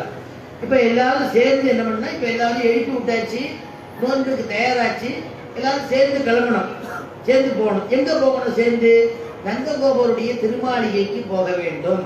ஏன்னா அங்கதான் கிருஷ்ணன் இருக்கான். சரி, கிருஷ்ணன் அங்க இருக்கானே, கிருஷ்ணன் பெருமாளாச்சே, நம்ம நேரடியா போக கூடாது, அதுக்கு யாராவது சிபாரிசு வேணுமே, புருஷகாரம் வேணுமே. புருஷகாரம் இல்லாம பெருமாள்கிட்ட டைரக்டா நேரடியா போகக்கூடாது அப்படின்னு சாஸ்திரம் இருக்கு. குலசேகர ஆழ்வார் இதுக்கு ஒரு திஷ்டாந்தத்தை எடுத்து காமிக்கிறார். செந்தடலே வந்து அடலை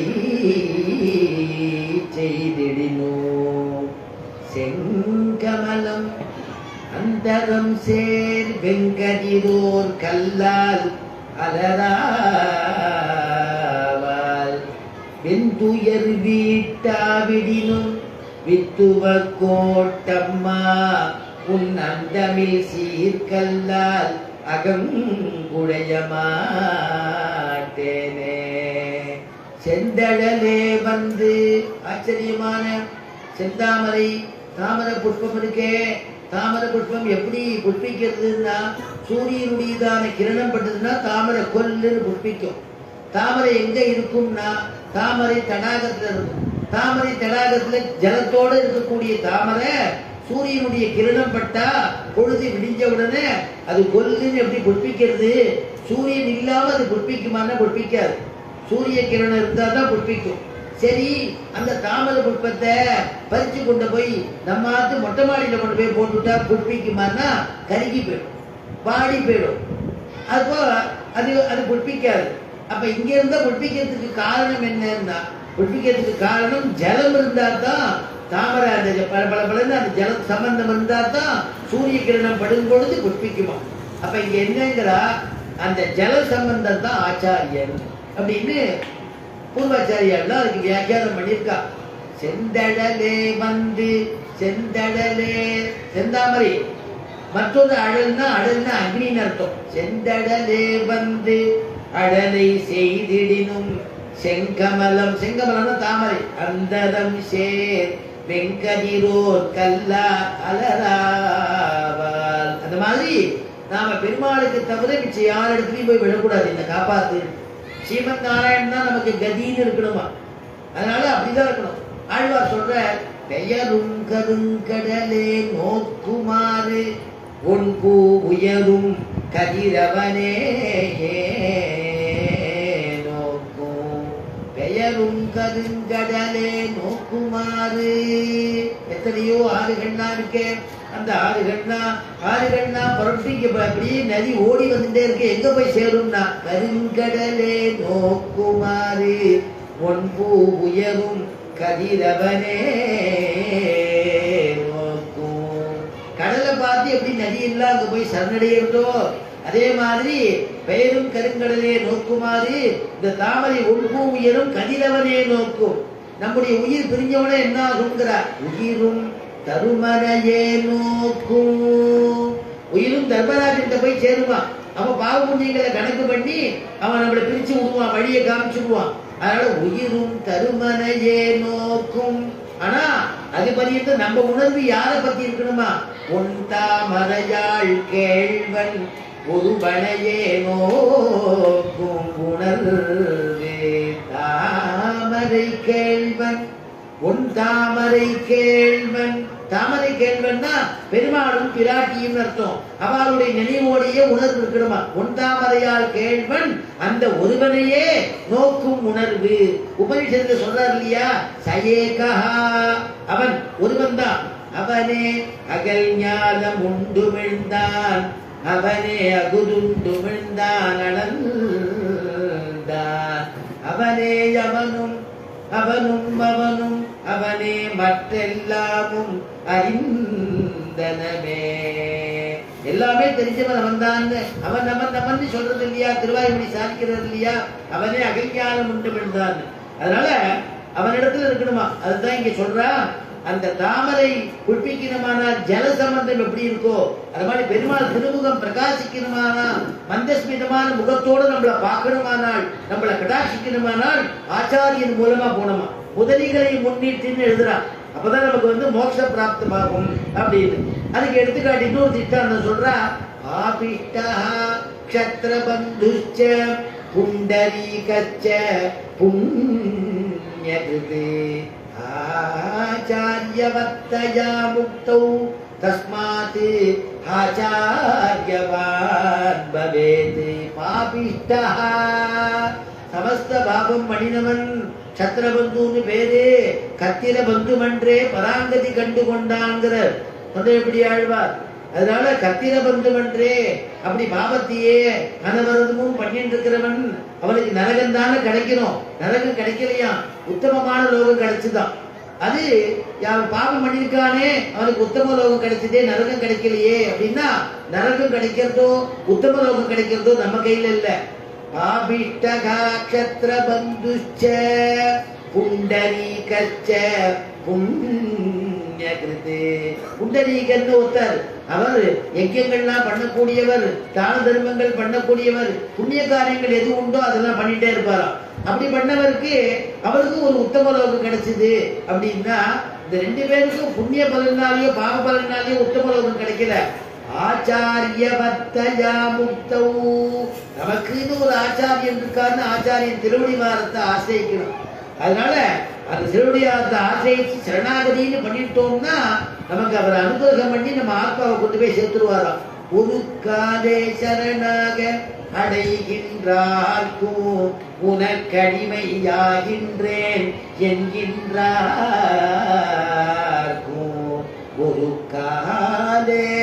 ஒரு காலே சரணாக அடைகின்றார்க்கும் உனக்கடிமையாகின்றேன் என்கின்றார்க்கும். அதுக்காதே அனைவர்க்கும் அனைவராடும் அஞ்சேன் என்று அருள் கொடுப்பன். சுவாமி தேசிகன் சாதிக்கிறார். சரணாகதிங்கிறது ஒரு முறைதான் ஆச்சாரியன் மூலமா பண்ணிருத்தோம்னா இந்த ஆத்மாவை அவர்களுக்கு சமர்ப்பிக்கணும். ஆத்ம நிவேதனம், பரண்யாசம், பிரபத்தி, நாம் அப்பதான் பிரபன்னான்னு நம்ம சொல்லிக்க முடியும். அந்த மாதிரி பண்ணிவிட்டோம்னா அந்த அந்த நமக்கு வைகுண்டம்ங்கிறது ரிசர்வேஷன் பண்ணின மாதிரி புனர்ஜென்மாங்கிறது நமக்கு கிடையாது. ஆனா நமக்குன்னு ஒரு இடத்த பெருமாள் ஆச்சாரியன் கொடுத்துருவார். அப்படி இல்ல சாஸ்திரங்கள் சொல்றது. அதனால அப்பேற்பட்டதான ஒரு ஆச்சாரியன் மூலமா போனோம். அதனால நம்ம சத்திரபந்துவும் சரி, புண்டரீகங்கிற பக்தனும் சரி, யாருனால அவனுக்கு புண்ணியலோகம் கிடைச்சதுன்னா ஆச்சாரிய பக்தையா முக்தௌ. சௌநகர்ங்கிற ஆச்சாரியின் மூலமா உத்தம லோகம் கிடைச்சது அப்படின்னு எழுதுறா. அதனால அப்படி நம்ம கோயிலுக்குள்ள நுழையும் பொழுது கோயிலுக்குள்ள போய் நுழையிறோமே, அந்த நந்தகோபர் திருமாளிகையே கோயிலுங்கிறார். ஏன்னா நாயகனாய் நின்று நந்தகோபருடைய நாயகன் யாரு? நமக்கு நாயகன் யாரு? ஸ்ரீரங்கத்தில் இருக்கிறவன் தான் நாயகன், லோகத்துக்கே நாயகன், சர்வலோகத்துக்கும் நாயகன். குடதிசை முடியை வைத்து குணதிசை பாதம் நீட்டி, குடதிசை முடியை வைத்து குணதிசை பாதம் நீட்டி, வடதிசை பின்பு காட்டி தென் திசை இலங்கை நோக்கி, கடல் நிற கடவுள் எந்தை அரவணை துயிலுமா கண்டு, உடலென குருகுமாலோ என் செய்கேன் உலகத்தீரே, உடலென குருகுமாலோ என் செய்கேன் உலகத்தீரே அப்படின்னு அனுபவிச்சார் இல்லையா? அவர் தான் நமக்கு நாயகர். அந்த ரங்கநாதர் நம்ம சேவிக்க போச்சையே எப்படி போடுங்கிறது குலசேகர ஆழ்வார் சொல்றார். கோலாந்தரெடும் சாங்கம் கூணர் சங்கம் கொளையாடி கொடுத்தொண்டு கொற்ற ஒழ்வாள், கொளையாடி கொடுந்தண்டு கொற்ற ஒழ்வாள், காலாந்தகதி கருடனென்னும் வென்றி கடும் பறவை இவை அனைத்தும் புறஞ்சூழ் காப்ப. கோலாந்து நெடுஞ்சார்ந்தும் கூணர் சங்கம். முதல்ல இப்ப உள்ள போனோடனே அந்த பலிபீடத்தை சேவிக்கணும், அப்புறம் பார்த்தா துவேசம்பதத்தை சேவிக்கணும், அப்புறம் உள்ள போத விஸ்வக்ஷேனத்தை சேவிக்கணும். இவெல்லாம் சேவிச்சிருந்து துவாரபால காலத்தை உத்தரவு கேட்டு உள்ள போடணும். அதனாலதான் அந்த துவாரபாலர்கள் ஏன் வாழ்க்கையில உத்தரவு கேட்டுக்கணும்னா, அவன் தான் பெருமாள் அனவரதமும் இருந்து பாத்துக்கிறா. நம்ம பெருமாள் சேவிச்சுட்டு ஆத்துக்கு ஜாக்கிரதையா வந்துடுறோம். ஆனா ஆழ்வார் சொல்ற உடலுக்கு உருகுமாலோ, ரங்கநாதரை சேவிச்சா எனக்கு உடல் உருகிறதேங்கிற, நமக்கு உள்ளவே உருக மாட்டேங்கிறது. ஏதோ ஒரு அலமரப்புல போயிடுறது, போயிட்டு ஒரு டயம் கணக்கு பண்றோம், கிடைக்கிட்டு போறோம், பெருமாளையே தாயாரும் சேவிக்கிறோம், டப்புன்னு ஆத்துக்கு வந்துடுறோம். ஆனா ஆழ்வார் பெருமாளை பார்க்கச்சே எனக்கு உடலே உருகி போறதேங்கிற. அதனால அப்படி பெருமாள்கிட்ட பக்தி பண்ணவா உண்டு. இந்த அந்த அனந்த கருட விஸ்வக்ஷேனாதிகள் சொல்லக்கூடியவா பெருமாளுடைய சங்கி சக்கரம் ஆதிசேஷன் கருடன் இவ எல்லாமே அனவத்துக்கும் பெருமாளை பார்த்துக்கிறான். ஏன்னா பெரியாழ்வா சாதிக்கிற உரகல் புரகல் புரகல் பொன் சுடராடியே சங்கேயே அரவெயினாந்தகவாளே அழகிய சார்கமே தண்டே இரவு படாமலிருந்த என் மருலோக பாலீர்கள் பறவையறையா உரகள் பள்ளியறை குறிக்கொண்மின். உரகல் உரகல் உரகல் அந்த ஆயுதங்கள்லாம் நித்தியசூரிகள்லாம் உறங்காம பெருமாளை பார்த்துக்கிறாள். அதனால அவளுக்கு சிபாரிசு கேட்டுட்டு உள்ள போடுமா பெருமாள் சேவிக்கிறதுக்கு. அதனாலதான் ஆண்டாள் எடுத்த உடனேயே ஆச்சரியமா அதை சொல்றா. ஏன்னா பெருமாள் யாரிடத்தில் இருக்காருன்னு வியாக்கியானத்தில் தான் அனுபவிக்கிறார். சேனாபதியாழ்வான் பிரம்பின் கீழும், சேனாபதி விஸ்வக்ஷேரன் சொல்றோமே, பெருமாளுடைய சிலம்பு கையில பெரம்பு வச்சுட்டு இருப்பாரு. நம்ம ரங்கநாதர ஆண்டாள் மங்களாசாசனம் பண்றது செங்கோருடைய திருவரங்க செல்வனார்னு சாதிக்கிறார். செங்கோல் வச்சுட்டு இருப்பார். செங்கோல் அப்படி கையில பெருமாள் தூக்கிட்டாருன்னா நம்ம எல்லாம் சேவிக்க போவோமா, பயப்படுவோம் இல்லையா? ஏதோ கையில குச்சியை வச்சிருக்காரு, நம்ம பண்ணுமா, நம்ம பாபத்தை பண்ணிட்டு இருக்கோமே, ஓகே வச்சிட போறாருன்னு பயப்படுவோமேங்கிறதுக்காக பெருமாள் ஒழிச்சுட்டு இருக்காரு, பின்னாடி வச்சிருக்காரு. அப்படி பெருமாள் அப்படி ராஜனோட போட்டு அப்படி திரும்பும்போது பார்த்தீங்கன்னா செங்கோல் அப்படி இருக்கும். அந்த செங்கோல் யாருன்னா விஸ்வக்சேனருடைய ஸ்தானம், செங்கோலுடைய திருவரங்க செல்வனார் அப்படின்னு நாச்சியார் திருமணியில ஆண்டாளுடைய மங்களாசாசனம் அப்படிப்பட்டதார். திருவனந்தாழ்வான் மடியிலும், திருவனந்தாழ்வான்னா ஆதிசேஷ தல்பத்துல பெருமாள் படுத்துட்டு இருக்க, அவருடைய மடியில ஆதிசேஷருடைய மடியில பெருமாள் அப்படி காப்பாற்றுறாரா நித்தியசூரிகள் எல்லாம். பெரிய திருவடி சிறகின் கீழும் பசிக்கும். பெரிய திருவடின்னா கருடன் அர்த்தம். கருடனுடைய சிறகு இருக்கு இல்லையா, சிறகுக்கு கீழே பெருமாள் இருக்காராம். ஆண்டாலும் அதையும் அனுபவிக்கிறார். மேலாப்பின் கீழ் வருவானை விருந்தாவனத்தை கண்டோமேங்கிறார். எல்லாத்துக்கும் பிரமாணம் இருக்கு. அடிய குருநாதர் சொல்லுவார், பிரமாணம் இல்லாம ஒரு வார்த்தையும் சொல்லாத, பிரமாணம் இருந்தா பேசு. நீதான் ஒண்ணு உன் மனசுல தோணுது எதுவும் சொல்லக்கூடாது. அப்படின்னு சொல்லிதான் எனக்கு காலக்ஷேபமே எனக்கு அனுகூலம் பண்ணார். அது மாதிரி ஆண்டாள் பெரியாழ்வார்ட்ட சொல்லும் பொழுது மேலாப்பின் கீழ் வருவானை, அதனால மேலால் பறந்த வெயில் காப்பான் விரதி சிறுவன் சிறகென்றும் மேலாப்பின் கீழ் வருவானை விருந்தாவனத்தை கண்டோமேங்க. விரதி சிறுவன் விரதாவுடையதான பிள்ளைதான் வைனதேயன்னு பேர் கருடன். அந்த விரதி சிறுவன் சிறகென்றும் அதான் மேலாப்பம் மேல்கட்டா. நம்ம ரெங்கநாதர் எங்க எழுதினாலும் மேல்கட்டு போடுறா இல்லையா, அந்த மேலாப்பின் கீழ் வருவானை விருந்தாவனத்தை கண்டோமே. அப்படிப்பட்டவனை நான் விருந்தாவனத்துல பார்த்தேன்பான்னு ஆண்டாள் சொல்றாள்.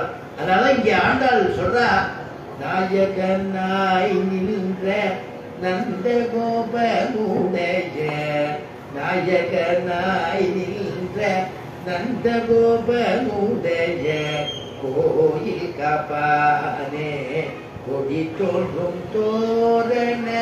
நாயகனாய் நின்ற நந்தகோபருடைய, நாயகன் அப்படின்னாலே எல்லாத்துக்கும் நாயகன் சொல்லிட்டேன். நந்தகோபருடைய கோயில் காப்பானே, நந்தகோபருடையதான கோயில். வெறும் கோயிலுங்கிறது மட்டும் நம்ம அர்த்தம் எடுத்துப்போம், கோயிலுங்கிறது மட்டும் நம்ம அர்த்தம் எடுத்துப்போம். கோ அப்படின்னா என்னன்னா செல்வம்னு அர்த்தம். இல்லைன்னா செல்வம் இருக்கும் இடம், செல்வம் இல்லை. இந்த கோ நந்தகோபருடைய கோ, நந்தகோபருடைய செல்வம் எது? அவனுக்கு நந்தகோபருக்கு கிருஷ்ணன் தான் செல்வம். முதல் பாசத்தை அனுபவிச்சோம் இல்லையா, என்னன்னா கூர்வேல் கொடுந்தொழில நந்தகோபன் குமரன். நந்தகோபனா இருக்கக்கூடியவன் கூர்வேல், கையில கூர்வேல் வச்சுட்டு இருப்பான். ஏன்? கிருஷ்ணனுடைய மேல ஒரு ஈயோ ஒரு எறும்போ அப்படி மேல பொச்சுடுத்துன்னா அந்த வேல்னால வேல் பாய்ச்சுவான். அதனால கூர்வேல் கொடுந்தொழிலன் நந்தகோபன் குமரன் நம்ம அனுபவிச்சோம் இல்லையா. அதனால இவனுக்கு செல்வம் என்ன? நந்தகோபருக்குன்னா கிருஷ்ணன் தான் செல்வம். அதனால கிருஷ்ணனை அந்த அவனுடைய கோ நந்தகோபருடையதான செல்வம் கோ, அவன் இருக்கக்கூடிய இடம் நந்தகோபர் திருமாளிகை. அதனால இல்லம் நந்தகோபர் திருமாளிகை. சரி, அதனால நந்தகோபருடைய கோயில் காப்பானேன்னு சொல்லிருக்கார். கோயில் ஏன் திருமாளிகைன்னு சொல்லாம நந்தகோபர் திருமாளிகை காப்பானேன்னு ஆண்டாள் பட்டிருக்கலாமே. நந்தகோபருடைய கோயில் காப்பானேன்னு பண்ணணுமே, அதுக்கு காரணம் என்ன அப்படிங்கிறத அனுபவிக்கிறார். திருமாளிகைங்கிறது எப்படி இருந்துதான்? கிருஷ்ணன் அவதாரத்துக்கு முன்னாடி இருக்கு திருமாளிகையா இருந்துதான். கிருஷ்ணன் அவதரிச்ச உடனே அது கோயிலா போயிட்டோம். அதனால கோயில் காப்பானேன்னு அனுபவிக்கிறா அப்படின்னா நந்தகோபன். சரி, இப்போ நாயகனாய் நின்ற நந்தகோபன், நந்தகோபனையே நாயகனா அனுபவிக்கிறாளே, அதுக்கு ஏதாவது பிரமாணம் உண்டா? நந்தகோபனே நாயகன்கிறா. நாயகன் நமக்கு தெரியும், கிருஷ்ணன் தான் நாயகன். கிருஷ்ணன் தான் இந்த சரித்திரத்துக்கே கதாநாயகன். அப்ப நாயகன் தான் கிருஷ்ணன் தானே. ஏன் நந்தகோபரை சொல்லணும் அப்படின்னா, எல்லா உலகத்துக்கும் நாயகனா இருக்கக்கூடியதான் நாயகன். நம்மாழ்வார் அனுபவிக்கிற நாயகன் முடிவேளுலகுக்கும் நாதன் வேதமயன். முடிவேளுலகுக்கும் நாதன் அவன் தான், ஒருவன் தான் நாயகன். வேதமயன், அவன் வேத பிரதிபாக்கியம். திருவள்ளிக்கணி பாசுரத்தில் அனுபவிக்கிறார், வேதத்தை வேதத்தில் சுவை பயனை விடுவிய முனிவர் விழுங்கும். வேதத்தை வேதத்தின் சுவை பயனை விடுவிய முனிவர் விழுங்கும் கோதில் கனியை நந்தனார் கலிற்றை குவளையத்தோ தொடுவேத்தோ ஆரியை யமுதை என்னையாளுடையப்பனை, ஆதியை யமுதை என்னையாளுடையப்பனை ஒப்பவரில்லா மாதர்கள் வாழுவோ மாடமாமயிலை திருவல்லிக்கேணி கண்டேனே. மாடமாமயிலை திருவல்லிக்கேணி கண்டேனே. வேதத்தின் சுவை பயனை விடுவிய முனிவர் விழுங்கும். வேதம் வேத பிரதிபாத்தியமான எம்பெருமான். அதனால சுவை பயனும் அவன்தான். நம்ம திருமங்கையார் அனுபவிக்கும் பொழுது பண்டை நான் வரையும் வேதமும் கேள்வி பதங்களும் பதங்களின் பொருளும் எல்லாமே வேத சொல், எல்லாமே வேதம், வேதத்தினுடைய அர்த்தம் எல்லாமே பெருமான்னு சொல்லிட்டாரு. அதே மாதிரி திருவல்லிக்கேணி பாசுதாவிய இதே திருமங்கையாழ்வார் அந்த வேதத்தினுடைய சுவை பயன் எல்லாமே அவன் தான் சொல்லிட்டார். அப்ப ஒரே நாயகன், அந்த நாயகனை வேத ஸ்வரூபமான அவனை யாரோத்தன் பெற்றானோ இந்த வேத பிரதிபாத்திய தேவதையை பெற்றதுனால, பெற்றத்தினுடையதான மகிமையினால, பெற்றத்தினுடையதான புகழ்னால அவனே நாயகன் சொல்றாளோ. அதனால நான் நாயகன், கிருஷ்ணனுக்கும் நாயகனானவர், கிருஷ்ணனை கொடுத்தவர், கிருஷ்ணனை எங்களுக்கு கொடுத்தவன்கிற ஆண்டாள். அதனால நாயகன் நந்தகோபனுடைய நாயகனாக இருந்த நந்தகோபனுடைய கோயில் காப்பானே அப்படின்னு சொல்றார். ரெண்டாவது அர்த்தத்தை சொல்றா, ஏன் நாயகன் சொல்றா நந்தகோபனை அப்படின்னு இன்னொரு அர்த்தம். இன்னொரு அர்த்தம் என்னன்னா, ஒரு ஏழை ரொம்ப கஷ்டப்படுறவன், அவனுக்கு ஒரு தனவந்தன் என்ன பண்றான், ஒரு ரத்தினத்தை கொடுக்குறான். ரத்தினத்தை கொடுத்து நீ வச்சுக்கோப்பா, இதை வச்சு நீ பொழைச்சுக்கோ, ரொம்ப கஷ்டப்படுறியே அப்படின்னு. அந்த ரத்தினம் வந்த வேலை அவன் அமோகமா நல்ல பிரசித்தியா வந்துடுறான். அவன் நல்ல பெரிய வியாபாரியாக ஆயிடுறான்.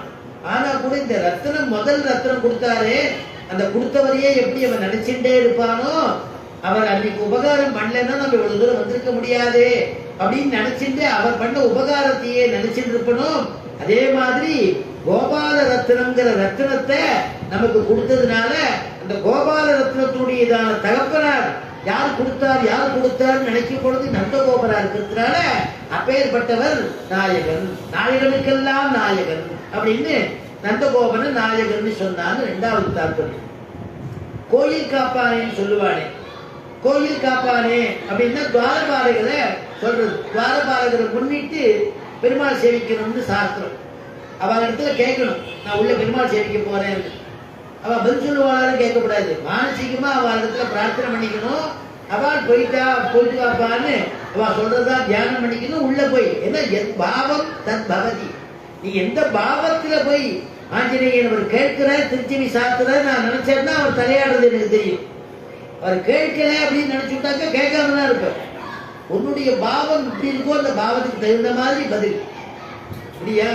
அதனால அப்படி இருக்கும் பொழுது துவாரபாலகரை கேட்டுன்னு போகணும். அதனால இங்க துவாரபாலகரை எப்படி வைக்கிறான்னா ஆச்சாரியனுடைய சமமா வைக்கிற ஆண்டாள் சொல்றான்.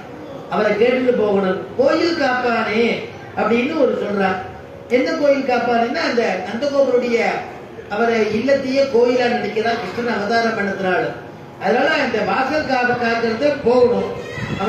அவனை போய் அவனுடைய பேரை சொல்லி கூப்பிடாம, அவனுடைய குலத்தை சொல்லி கூப்பிடாம, ஏன் கோயில் காப்பானேன்னு கைங்கிரியத்தை வச்சு கூப்பிடுறா அப்படிங்கிறது ஒரு விஷயம்.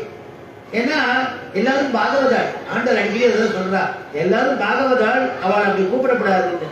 அதனால என்ன சொல்றா, எப்படி அழைக்கிறாளோ பாகவதாள் இருக்கிறாள, கோயில் காப்பானே, கைங்கிரியத்தை வச்சு கோயிலை காக்கக்கூடியவரே கொஞ்சம் எனக்கு அனுமதிங்கோ நான் கிருஷ்ணனை பார்க்கறதுக்குன்னு கேட்கிறாளும். எது போலன்னா ஸ்ரீரங்கத்துல இருந்து எடுக்கிறான். நம்பெருமாள் எழுந்து இருக்கிற உற்சவ காலத்துல எல்லாரும் போய் திருவாய்மொழி விண்ணப்பம் பண்ணக்கூடியவா, எதிர்வேதம் பண்ணக்கூடியவா, ரிக்வேதம் பண்ணக்கூடியவா, பாஞ்சராத்திராகம் பண்ணக்கூடியவா, ஸ்ரீபாதம் தாங்கி எல்லாரும் போய் நிற்கிறா. பெருமாள் முன்னாடி ஆகிய பிறப்பிச்சாதான் அவ போவா. அருளப்பாடுறதுன்னு பேரு. அருளப்பாடு திருவாய்மொழி விண்ணப்பம் செய்வார்கள். கையத்துக்குன்னு ஒரு கைங்கிரிய பிறகு சொல்லுவார். அருளப்பாடு வேத விண்ணப்பம் செய்வார்கள், அருளப்பாடு ஸ்ரீபாதம் தாங்கிகள், அருளப்பாடு சாற்றுபடி செய்வார்கள், அருளப்பாடு திருமாலை செய்வார்கள் அப்படின்னு அவ அழைக்கணுமா. கைங்கரத்தை வச்சு எப்படி அவ ஸ்ரீ வைஷ்ணவால அழைக்கிறாளோ அதே மாதிரி ஆண்டாள் திருவுள்ளத்துல கோயில் காப்பானேன்னு சொல்றா அப்படின்னு நமக்கு புரியும்படியா பூர்வாச்சாரியால் கொடுத்திருக்கான். அப்படி கோயில் காப்பானேன்னு உடனே அங்க வாயில வாசல் காக்கக்கூடியவன் இருக்கான். அவன் சொல்றான், ராஜாவுடைய உத்தரவு யாரையும் உள்ள விடக்கூடாதுன்னு அப்படின்ன உடனே வெளியில் இருக்கிற ஆண்டாள் கேட்கிறா, என்ன கிருஷ்ணனுக்கு காவல் எதுக்கு? கிருஷ்ணனுக்கு போய் தான் காவல் காக்கிறேன், ராமனுக்கு தானே காவல் வேணும், கிருஷ்ணனுக்கு எதுக்கு காவல் அப்படின்னாலும். உடனே வாயில் காப்பான் மறுபடியும் பேசுறான். என்ன சொன்னீர்கள்? ராமனுக்கு காவலா? ராமன் அவதரித்த யுகமோ கிரேதாயுகத்துக்கு தோல் தீண்டியான திரேதாயுகம். ராமனுடைய தந்தையோ ராஜா தசரதோ நாம ரத குஞ்சர வாஜிமான் என்று 10 திக்கிலும் ரதத்தை செலுத்தும் மகாவீரன். ஆனால் ராமனோ ஜெய மகாவீரா, மகாவீர தௌரேயா, வீரா சத்யபிரதா, அசகாய சூரா, அனபாய சாகசா என்றிருப்பவன். அவருடைய குலகுருவோ மந்திரவித்தான வசிட்டர். பார்ஸ்வத்திலே சத்துருக்கள் பயமில்லை, ஆதலால் ராமனுக்கு காவல் எதற்கு அப்படின்னு ஒரு வியாக்கியானம் போல ஒரு வரி பண்ணியிருக்கான். ராமன் அவதரித்த யுகம் திரேதாயுகம். கிரேதாயுகத்திற்கு தோல் தீண்டியான திரேதாயுகம் அப்படின்னு என்ன அர்த்தம்னா, கிரேதாயுகத்தில் இருக்கக்கூடிய ஒரு தர்மங்கள் பரிபாலனம் பண்றது, தர்ம சிந்தை, ஞான நிஷ்டை, இதெல்லாம் கொஞ்சம் கொஞ்சம் அதுல வரும், அந்த சம்பந்தம் இருக்கும் அடுத்த யுகத்துல. அதனால நீங்க பயப்பட வேண்டியது இல்லைன்னு சொல்றா. அதனால திரேதாயுகம். சரி, ராமனுடையதான தந்தையோ ராஜா தசரதோ நாம ரத குஞ்சர வாக்கியமன், ரதத்துல அப்படி எடுத்து தசரதன் சட்டுன்னு அதுல உட்கார்ந்தானே எந்த பக்கம் வேணா எந்த திக்கு வேணா குதிரையை தட்டினான்னா பறக்கும், எந்த திக்கு வேணா போவா, அந்த திக்கெல்லாம் தானே விலகுமா. அப்படிப்பட்டதான ஒரு மகாவீரன் அவன். ராமன் எப்படி கதாநாயகன், ஏழிய மகாவீரா, எல்லாத்தையும் ஜெயத்து காணக்கூடியவன். மகாதீர தௌரேயா, வீராக இருக்கிறவன், அசகாய சூரன், அனபாய சாகசன், அப்படி எல்லாம் இருக்கக்கூடியவன் ராமன். சரி, குலகுரு யாரு? மந்திரவித்தான வசிஷ்டன். அப்ப எல்லாருமே பெரிய மகான்கள்லாம் இருக்கா. பார்ஸ்வத்திலேன்னா பக்கத்துல யாருனாலையும் பயம் கிடையாது. அப்படி இருக்கு. ராமனுக்கு காவல் எதற்குன்னு இந்த வாயு காப்பான்னு கேட்கிறான். உடனே மறுபடியும் சொல்றான் பாருங்க, கிருஷ்ணனுக்கு தான் காவல் வேண்டும். இவன் அவதரித்த யுகமோ கலியுகத்துக்கு தோல் தீண்டியான துவாபர யுகம்.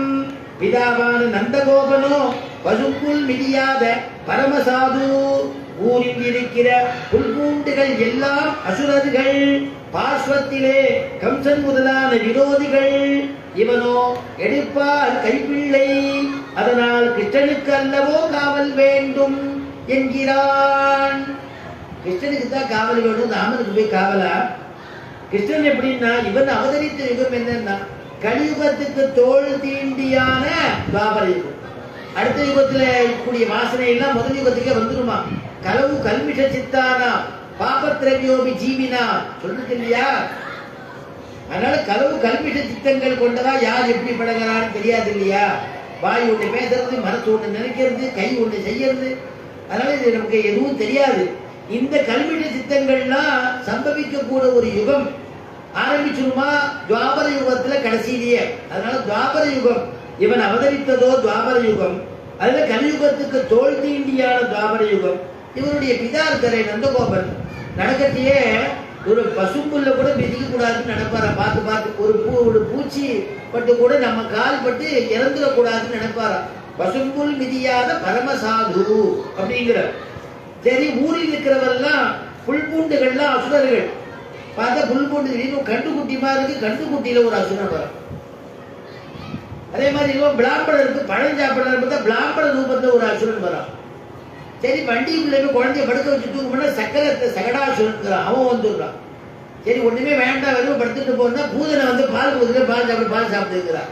பூதனை வந்துடுறான். எப்படி பார்த்தாலும் புல் பூண்டி எல்லாம் அசுரர்கள். பார்ஸ்வத்திலே கம்சன் முதலான விரோதிகள். கம்சனால ஏவப்படக்கூடியவா விரோதிகள் நிறைய பேர் இருக்கா கிருஷ்ணனுக்கு. இவனோ என்னன்னா, யாராவது தூக்கிட்டா பேய்கிட்ட கூட பால் சாப்பிடுறான் இல்லையா, பூதனைகிட்ட கூட. அதனால எடுப்பார் கைப்பிள்ளை. ஆதலால் கிருஷ்ணனுக்குத்தான் காவல் வேண்டும் அப்படின்னாலும். அதனால கிருஷ்ணனுக்கு தான் காவல் வேண்டும், நீங்க போகக்கூடாது அப்படின்னாலும். அதனால நீங்க போகக்கூடாதுன்னு ராஜா உத்தரவு அப்படின்னா. உடனே வெளியில் இருக்கிற ஆண்டாள் கேட்கிறா, உகவாதவரை தடுப்பதும் உகந்தோரை உள்ளே விடுவதும் அல்லவோ உங்கள் காரியம். யாரை பிடிக்கலையோ அவளை வெளியில் நிறுத்தணும், யார் பெருமாளுக்கு கைங்கரியம் பண்றாளோ அவளை உள்ள உடனும் இல்லையோ அதுதானே உங்கள் காரியம். துவாரபாலகர் சொல்றா, சரி சரி இது கஞ்சாட காமிச்சா போயிட்டு வாங்கட்டான். சரி, சிறு தூரத்துக்குள்ள உள்ள போயிட்டா மறுபடியும் பார்த்தா இன்னொரு ஒரு வாசல், கொடி தோன்றும் தோரண வாசல் காப்பானே. தோரணங்கள்லாம் கட்டியிருக்கு இல்லையா, கொடி தோன்றும் தோரண வாசல், அங்க ஒரு வாசல் இருக்கா. அந்த வாசல்ல போய் நிற்கிறா. திரும்பி அங்க என்ன, அங்க ஒரு வாசல் காப்பான் இருக்காரு. அவள்கிட்ட அனுமதி கேட்கிறா ஆண்டா, என்னை விட்டுடுங்கோ அப்படின்னு. ஏன்னா ஒவ்வொரு இடத்துலயும் ஒவ்வொரு அடையாளம் இருக்குமா. இப்ப பெருமாள் விஷ்ணு தான் உள்ள இருக்காருன்னா வாசல்ல கருட கொடி இருக்கும். இப்போ துவேஷ்டபத்துல கருட கொடி தானே ஏத்துறா, கருட கொடி. சிவபெருமான் உள்ள இருக்காருன்னா ரிஷபம் இருக்கும். அதே மாதிரி ஒவ்வொருத்துக்கும் ஒரு கொடி. முருகனுக்குன்னா சேவல் கொடி இருக்கும். அது மாதிரி இருக்கும்போது நம்ம மகாபாரதத்துல பார்த்தீங்கன்னா அர்ஜுனனுடையதான ரதத்துக்கு மேல ஆஞ்சநேயர் கொடி, ஹனுமான் தான். அப்படிலாம் கொடியெல்லாம் உண்டு. அதனால இப்ப அந்த கொடியை வச்சு கண்டுபிடிக்கலாமா உள்ள பெருமாள் இருக்காரா இல்லையா, எந்த பெருமாள் இருக்காருன்னு கண்டுபிடிக்கலாமா. அதனால இங்க மேற்கோள் காமிக்கிறா, பரதன் என்ன பண்றான், சைன்யத்தோட கிளம்புறான். கிளம்பி போய் ராமனை சரணாகதி பண்ணி, வனத்துக்கு போன ராமனை சரணாகதி பண்ணி கூட்டுல வந்துடணும்னு எண்ணம். கிளம்பி போறான். போகும்பொழுது பார்த்தா பரதனோட சத்ருகுணன் அவருடைய சைன்யங்கள்லாம் இந்த கிளம்பி போயிட்டே இருக்கும் பொழுது பார்த்தா பரத்வாஜ ஆசிரமம் வருது. அந்த ஆசிரமத்தில் போய் அவர் அடிபணிந்தான், பிரதட்சண நமஸ்காரங்கள் செய்தான். ராமனை போய் அழைச்சிட்டு வரதுக்காக போறோம், அவர் எங்க இருப்பார் சொல்லு போறோம். அது ஒண்ணும் இல்லை, நீ நேரம் போயிட்டே இருப்பா. போயிட்டே இருந்தீங்கனாலே மந்தாக்கினி நதி தீரம் வரும், சித்திரக்கூடத்துடைய தாழ்வரை அங்க பர்ணசாலை அமைச்சிட்டு இருப்பார், போ அங்க போய் ராமன், அங்கதான் ராமன் இருப்பார் அப்படின்னு. உடனே பரதன் கேட்டா, ராமன் அந்த பர்ணசாலை இருக்கிறதுனா ரிஷிகள் எல்லாமே பொதுவா அந்த நதிக்கரையில தானே தங்கிட்டு இருப்பா, அனுஷ்டானம் பண்ணுவா, எந்த பர்ணசாலையை போய் நான் கண்டுபிடிப்பேன்னு கேட்கிறான் பரதாழ்வா.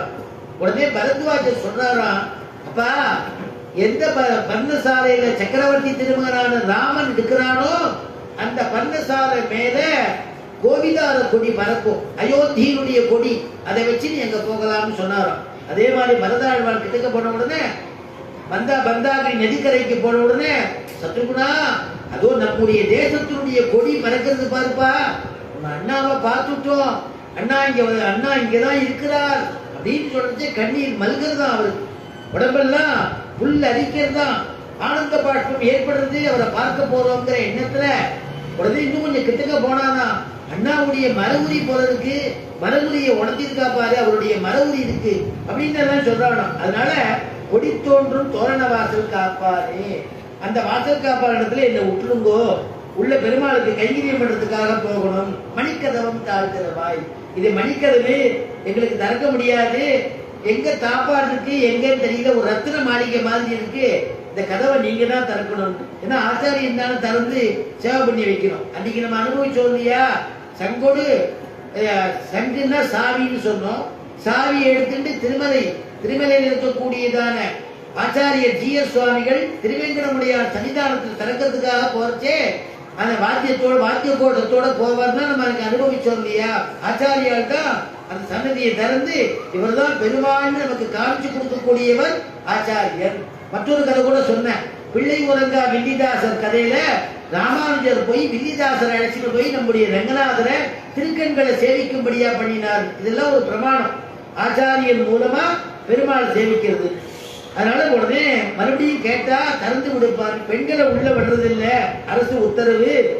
பெண்கள் இல்ல, நாங்க அதுலயும் சிறுமியர்கள், நாங்க சிறுமியர்கள்ப்பா, எங்களை விட்டுடு, நாங்க பெருமாளுக்கு கிருஷ்ணனுக்கு கைங்கரியம் பண்ணணும்னு வந்திருக்கோம், அதனால நீ விட்டுடுப்பா, என்னை நிறுத்த வேண்டாம் அப்படிங்கிறா. உடனே அவா சொல்றா, ஆண்டாள் சொல்றா, கைங்கரியம் பண்றதுக்காக நான் வந்திருக்கேன், தூயோமாய் வந்து நாம் தூயோமாய் வந்தோம் துயிலிடப்பாடுவார். கொஞ்சம் மாதிரிதான் வேற பாசத்துக்கு போயிடுறது. அதனால தூயோமாய் வந்தோம் துயிலிடப்பாடுவார். ரொம்ப ஜாக்கிரதையா சொன்னேன். குருநாதர் சொல்லுவார், உபன்யாசங்கிறது சாமானியம் இல்லப்பா, கம்பி மேல் நடக்கிற மாதிரி ரொம்ப ஜாக்கிரதையா சொல்லணும், ஒவ்வொரு பதமும் ஒவ்வொரு சம்ஸ்கிருத அக்ஷரமும் கரெக்டா சொல்லணும்னு அவ்வளவு சொல்லி கொடுத்து என்ன ஒரு பொருளாக்கினது அவர் தான். அது மாதிரி தூயோமாய் வந்தோம்னா நான் தூய்மையாக வந்திருக்கோம் அப்படின்னு சொன்னாலும், அதனால நான் பெருமாள் கைங்கரியம் பண்றதுக்காக வந்திருக்கோம், துயிலிட பாடுவார். கிருஷ்ணன் எடுத்துக்கிறதுக்கு முன்னாடி எங்க போனோம், ஏன்னா திருப்பள்ளி எழுச்சி பாடணும் அவனுக்கு, அதுக்காக நான் அங்க போகணும், எங்களுக்கு கொஞ்சம் வழிபட வேண்டும் அப்படின்னு கேட்டாராம். ஏன்னா எதை வச்சு நாங்க பேசுறதுலேருந்து நாங்க உண்மையா நாங்க கைங்கரியத்துக்கு வந்திருக்கோம் நீ புரிஞ்சுக்க கூடாதான்னு கேட்டாலும், ஆண்டாள் எங்களுடைய பாவனையை வச்சு நீங்க புரிஞ்சுக்க கூடாதா, எங்களுடைய வாசகம் நாங்க பேசுறோமே எங்களுடைய பேச்சை வச்சு நீங்க புரிஞ்சுக்க கூடாதா அப்படின்னு கேட்டாலும். கேட்ட உடனே அப்படியா அப்படின்ட்டு இதுக்கு திஷ்டாந்தம் சொல்றா. ராமாயணத்துல விபீஷண சரணாகதி கேட்டோம். விபீஷணன் நான் சர்வலோக சரண்யனான ராகவனை சரணாகதி பண்ணிக்கிறதுக்காக வந்திருக்கேன்னு சொன்ன உடனே மேல நிற்கிறான். சதுர்பிகி சகராட்சதைக்கு 4 பேரோட நிற்கிறான். அப்ப கீழே இருக்கக்கூடிய சுக்ரீவன் ராமனிடத்துல போய் சொல்ல, சுக்ரீவன் உடனே சொல்றான், ஒரு மந்திராலோசனை பண்ணுவோம்னு எல்லாரையும் அழைச்சு மந்திராலோசனை பண்றான். விபீஷனுக்கு சரணாகதி கொடுப்போமா வேண்டாமா, அடைக்கலம் கொடுக்கலாமா வேண்டாமா, அப்படின்னு சமுத்திரக்கரையில் பேச்சு. எல்லாரும் மந்திராலோசனை பண்றாலும் ஒவ்வொருத்தரும் கொடுக்க கூடாது, அவன் சரியான காலத்துக்கு வரல, சரியான நேரத்துக்கு வரல, அவன் விரோதியினுடைய இடத்துல இருந்து வந்திருக்கான் அப்படின்னு சொல்றவா நிறைய பேரா. கொடுக்கலாம். விபீஷணனை பார்த்த உடனே விபீஷணனுடைய பேசின பேச்சு, அவனுடையதான பாவம், அவனுடையதான குரல்ல உண்மையான பிரதிபலிப்பு, இதை பார்த்துட்டு ஆஞ்சநேயன் சாமுத்திரிகா லட்சணம் தெரிஞ்சவர் இல்லையா, அவர் அதை பார்த்துட்டு இந்த விபீஷண சுத்தாத்மா, இவனுக்கு நீங்க அபயம் கொடுக்கலாம் அப்படின்னு சொன்னவர் ஆஞ்சநேயன். அதனால அந்த ஆஞ்சநேயன் புரிஞ்சுட்டு எப்படி விபீஷணனை பார்த்து அவனைக்கு கொடுக்கலாம்னு சொன்னாலோ அதை எடுக்கிற வியாக்கியாதாக்கள்ல உரையாசிரியர்கள்லாம் அந்த மாதிரி எங்களுடைய பேச்சை கேட்டுட்டு நீங்க நான் உண்மையாதான் நாங்க பேசுறோம், என்ன நம்பிட்டு நீங்க உள்ள விடக்கூடாதா அப்படின்னு கேட்கிற. அரைப்பறை மாயன் மணிவண்ணன் நென்னலே வாய் நேர்ந்தா, எங்களுக்கு ஒரு பழ தரேன்னு சொல்லியிருந்தான், வாங்கிட்டு போங்கன்னு சொல்லியிருந்தா, அதுக்காக நேற்றுக்கே சொன்னான் நாளைக்கு வாங்கோ, அவசியம் காலம்புற வாங்கோ, நான் நென்னலே வாய் நேர்ந்தான். அதனால நாங்க தூயோமா சுத்தமா வந்திருக்கோம், தூயோமாய் வந்தோம், அவன் துயிலெழுவதற்காக துயில் எழும்பொழுது பாடணுங்கிறதுக்காக வந்தோம், துயிலிட பாடுவான். அதனால நீங்க வாயால் முன்னம் மாற்றாதே அம்மா, நீங்க மாத்து சொல்லாம நல்ல காரியத்துக்கு தடை சொல்லாம நீங்க எங்களை திறந்து அனுமதி கொடுக்கணும், எங்களுக்கு வழிபடணும் அப்படின்னு கேட்கிறாள். அதான் நேய நிலை கதவும் நீ கேளோ ரெம்பா வாய்னு முடிக்கிறான். நேய நிலை கதவும்னா அந்த கதவுக்கு கூட நேசம் உண்டான். பெருமாளுடைய கதவுக்கு வைகுண்ட வாசல் திறக்கப்படுறா இல்லையோ, எல்லாரும் அந்த கதவையே பார்த்துட்டு ஜனங்கள்லாம் உட்காந்துருக்கா இல்லையா, அத்தனை பேரும் உள்ள ரங்கநாதன் இருக்கான்னு மட்டும்தான் பாகவதாள் தான் வராளே. இவ்வளவு பாகவதாள், நாம இந்த இத்தனை பாகவதாளும் இந்த வைகுண்ட ஏகாதசிக்கு வரமே நமக்கு எங்க சாதம் கிடைக்கும், குழந்தை குட்டியெல்லாம் தூக்கின்னு வரமே எங்க தங்கறதுக்கு இடம் கிடைக்கும், எங்க தீர்த்தம் கிடைக்கும்னு நினைச்சுட்டா வரா. பெருமாள் பெருமாள் பெருமாள். எப்படி நம்மாழ்வார் உண்ணும் சோறு பருகினீர் தின்னும் வெற்றிலையும் எல்லாம் கண்ணன்னு சொன்னாரோ, ஆகாரமே சாப்பிடாம இருந்தாலும் நம்மாழ்வார் பராமரிச நாயகியுடைய அம்மா சொல்றா, இவளை ஆகாரமே சாப்பிட மாட்டேங்கிறா, அவளை என்ன பண்றது, உண்ணும் சோறு அப்படின்னு கேட்டேன்னா எனக்கு பெருமாள் தாங்கிறா. சரி தீர்த்தமாவது சாப்பிடுமான்னா பெருமாள் தாங்கிறா. பருகி நீர் சரி வாசனைக்கு வெத்தலையாவது போட்டுக்கோங்கிற பெருமாள் தான், எல்லாம் கிருஷ்ணன் தாங்கிறா அந்த பராமரிச நாயகி, நான் என்ன பண்ணுவேன்னு அழகா. அந்த மாதிரி இந்த பாகவதான்லாம் எத்தனை பேர் வெளியூர்ல இருந்து வராளே, அத்தனை பேர் ஒரே காரணத்துக்கு தான் வரா. உள்ள நம்பெருமாள் இருக்காரு, நம்பெருமாளை சேவிக்கணும், பஜனை பண்ணணும். இங்க இருந்து நம்ம பஜனை பண்ணிட்டு போறதே பிரயோஜனம், இந்த பஜனை பண்ணிட்டு போறதே பிரயோஜனம், அவனை சேவிக்கிறதே பிரயோஜனம்னு எப்படி வராளோ அந்த மாதிரி அத்தனை பாகவதாலையும் நம்ம ரங்கநாதன் கைக்குள்ள போட்டு வச்சுட்டு இருக்கானோ. அத்தனை திருநாம சங்கீதனை பாடிட்டு வரா, எங்கெங்கயோ கிடைக்கிற இடத்துல படுத்துக்கிறா, கிடைக்கிற ஆகாரத்துல அன்னதானம் நம்பெருமாள் இப்ப நிறைய கொடுக்குறார், அங்கங்க அள்ளி கொடுக்குறார், அங்கங்க சாப்பிடுறா, எந்த சுகத்துக்கும் ஆசைப்படுறது இல்ல, எப்படி இருக்கும்னு ஆசைப்படுறது இல்ல. அவளுடைய ஒரே ஒரு எண்ணம் சேவை, ரங்கநாதன் சேவை, ரங்கநாதன் கைங்கரியம், ரங்கநாதன் கைங்கரியம் இருக்கா இல்லையா, அந்த கைங்கரியமா இருக்கக்கூடியவா அந்த பரமபத வாசல, அந்த நேசநில கதவம், அந்த கதவையே எப்ப திறக்கும் எப்ப திறக்கும் எப்ப திறக்கும்னு அப்படி பார்த்துட்டே இருக்காளோ, அந்த பார்த்துட்டே பாகவதாள் பார்த்துட்டே இருக்கிறதுனால நம்பெருமாளும் ஆர்வமா ஓடி வந்து விடுறதுனால அந்த கதவு திறக்கிற போது சல்லுன்னு கதவு திறக்கும் போது அத்தனை பேர் ரங்கா ரங்கா ரங்கா ரங்கான்னு எப்படி பிரார்த்திக்கிறா. அந்த கதவுக்கு ஒரு நேசம் வந்துருமா. நேச நில கதவம் ஏன் நேசம்னா வைகுண்டத்தில் இருக்கக்கூடியது எல்லாத்துக்குமே ஞானம் உண்டுன்னு சாஸ்திரம். அதனால வைகுண்டத்தில் இருக்கக்கூடிய அனந்த கௌட விஸ்வக்ஷேனாதிகள் மட்டுமில்ல, அந்த அந்த திருமாமணி மண்டபமே சுத்த சத்துவம்னு சொல்லியிருக்கு, சுயம் பிரகாசமா இருக்கக்கூடியது, சர்வதா ஞானமுடையது. அதனால பெருமாள் எப்படி விஸ்வரூபம் எடுக்கும் பொழுது அவன் விஸ்வரூபம் எடுத்தாலும் எப்படி ஆழியழ சங்கும் வில்லுமழ திசை வாழியழ தண்டும் வாலிமழ அப்படின்னா சங்கு சக்கரத்துக்கு மோக்கொண்டு ஞானம் உண்டு. சுயமாவே வாழ்க்கெல்லாம் பெருமாள் வளர்ந்தா தானும் வளரும். பெருமாள் வஸ்திரங்கள் பெருமாள் வளர்ந்தா வஸ்திரம் தானே பெருசாகும், தானே பெருமாளுக்கு கைங்கரியம் பண்றது. அப்படி ஒரு சுத்த சத்துவமான இடம் வைகுண்டம். அந்த வைகுண்டம் போல நம்ம கீழே இருக்கக்கூடியது வடமதுரைன்னு சொல்லக்கூடிய இடம், ஆண்டாள் நோன்பு நோக்கக்கூடிய இடம். அந்த பெருமாளை பார்த்து நந்தகோபுடைய திருமாளியை பார்த்து நேச நிலக்கதவம், இந்த நிலைக்கதவத்தை நீ திறக்க கூடாதா, உன்னுடைய தரிசனத்தை எங்களை செய்து வைக்க கூடாதா கிருஷ்ணா? உங்களை பாடுறதுக்காக வந்து நிற்கிறோமே, பணியில வந்து நிற்கிறோமே, குளிர்ல வந்து நிற்கிறோமேன்னு கேட்டு பெருமாள் நியாய நிலை கதவும் நீக்கேலோ அப்படின்னு பாடி இந்த பாசுடைய அர்த்தத்தை பெருமாளுக்கு சமர்ப்பிக்கிறார். இதுகாரும் கேட்ட எல்லாருக்கும் சகல கேமங்களையும் பகவான் அருளை கொண்டு பெருமாளை பிரார்த்தனை பண்ணிட்டு பூர்த்தி பண்ணிக்கிறோம். நன்மையும் செல்வமும் நாடும் நல்குமே, திண்மையும் பாவமும் சிதைந்து தேயுமே, சென்மமும் மரணமும் இன்றி தீருமே, இம்மையே ராமா என்ற 2 எழுத்தினான். மங்களம் கோசலேந்திராய மகனீய குணாப்தயே சக்கரவர்த்தி தனூஜாய சார்வபௌமாய மங்களம். ஸ்ரீமத்தை விஷ்ணு சித்தாரிய மனோநந்தன கேதவே நந்தநந்தன சுந்தரியை கோதாயை நித்யமங்கலம். யஸ்மாதேவ மயா சர்வம் சாஸ்திரமக்ராஹினான்யதः தஸ்மை வேங்கடநாதாய மமநாதாய மங்களம். ஸ்வஸ்தி பிரஜாभ्यः பரிபாலயந்தாம் न्याय्येन मार्गेण महीमहीषाः गोब्राह्मणेभ्यः शुभमस्तु नित्यं. लोकाः समस्ताः सुखिनो भवन्तु.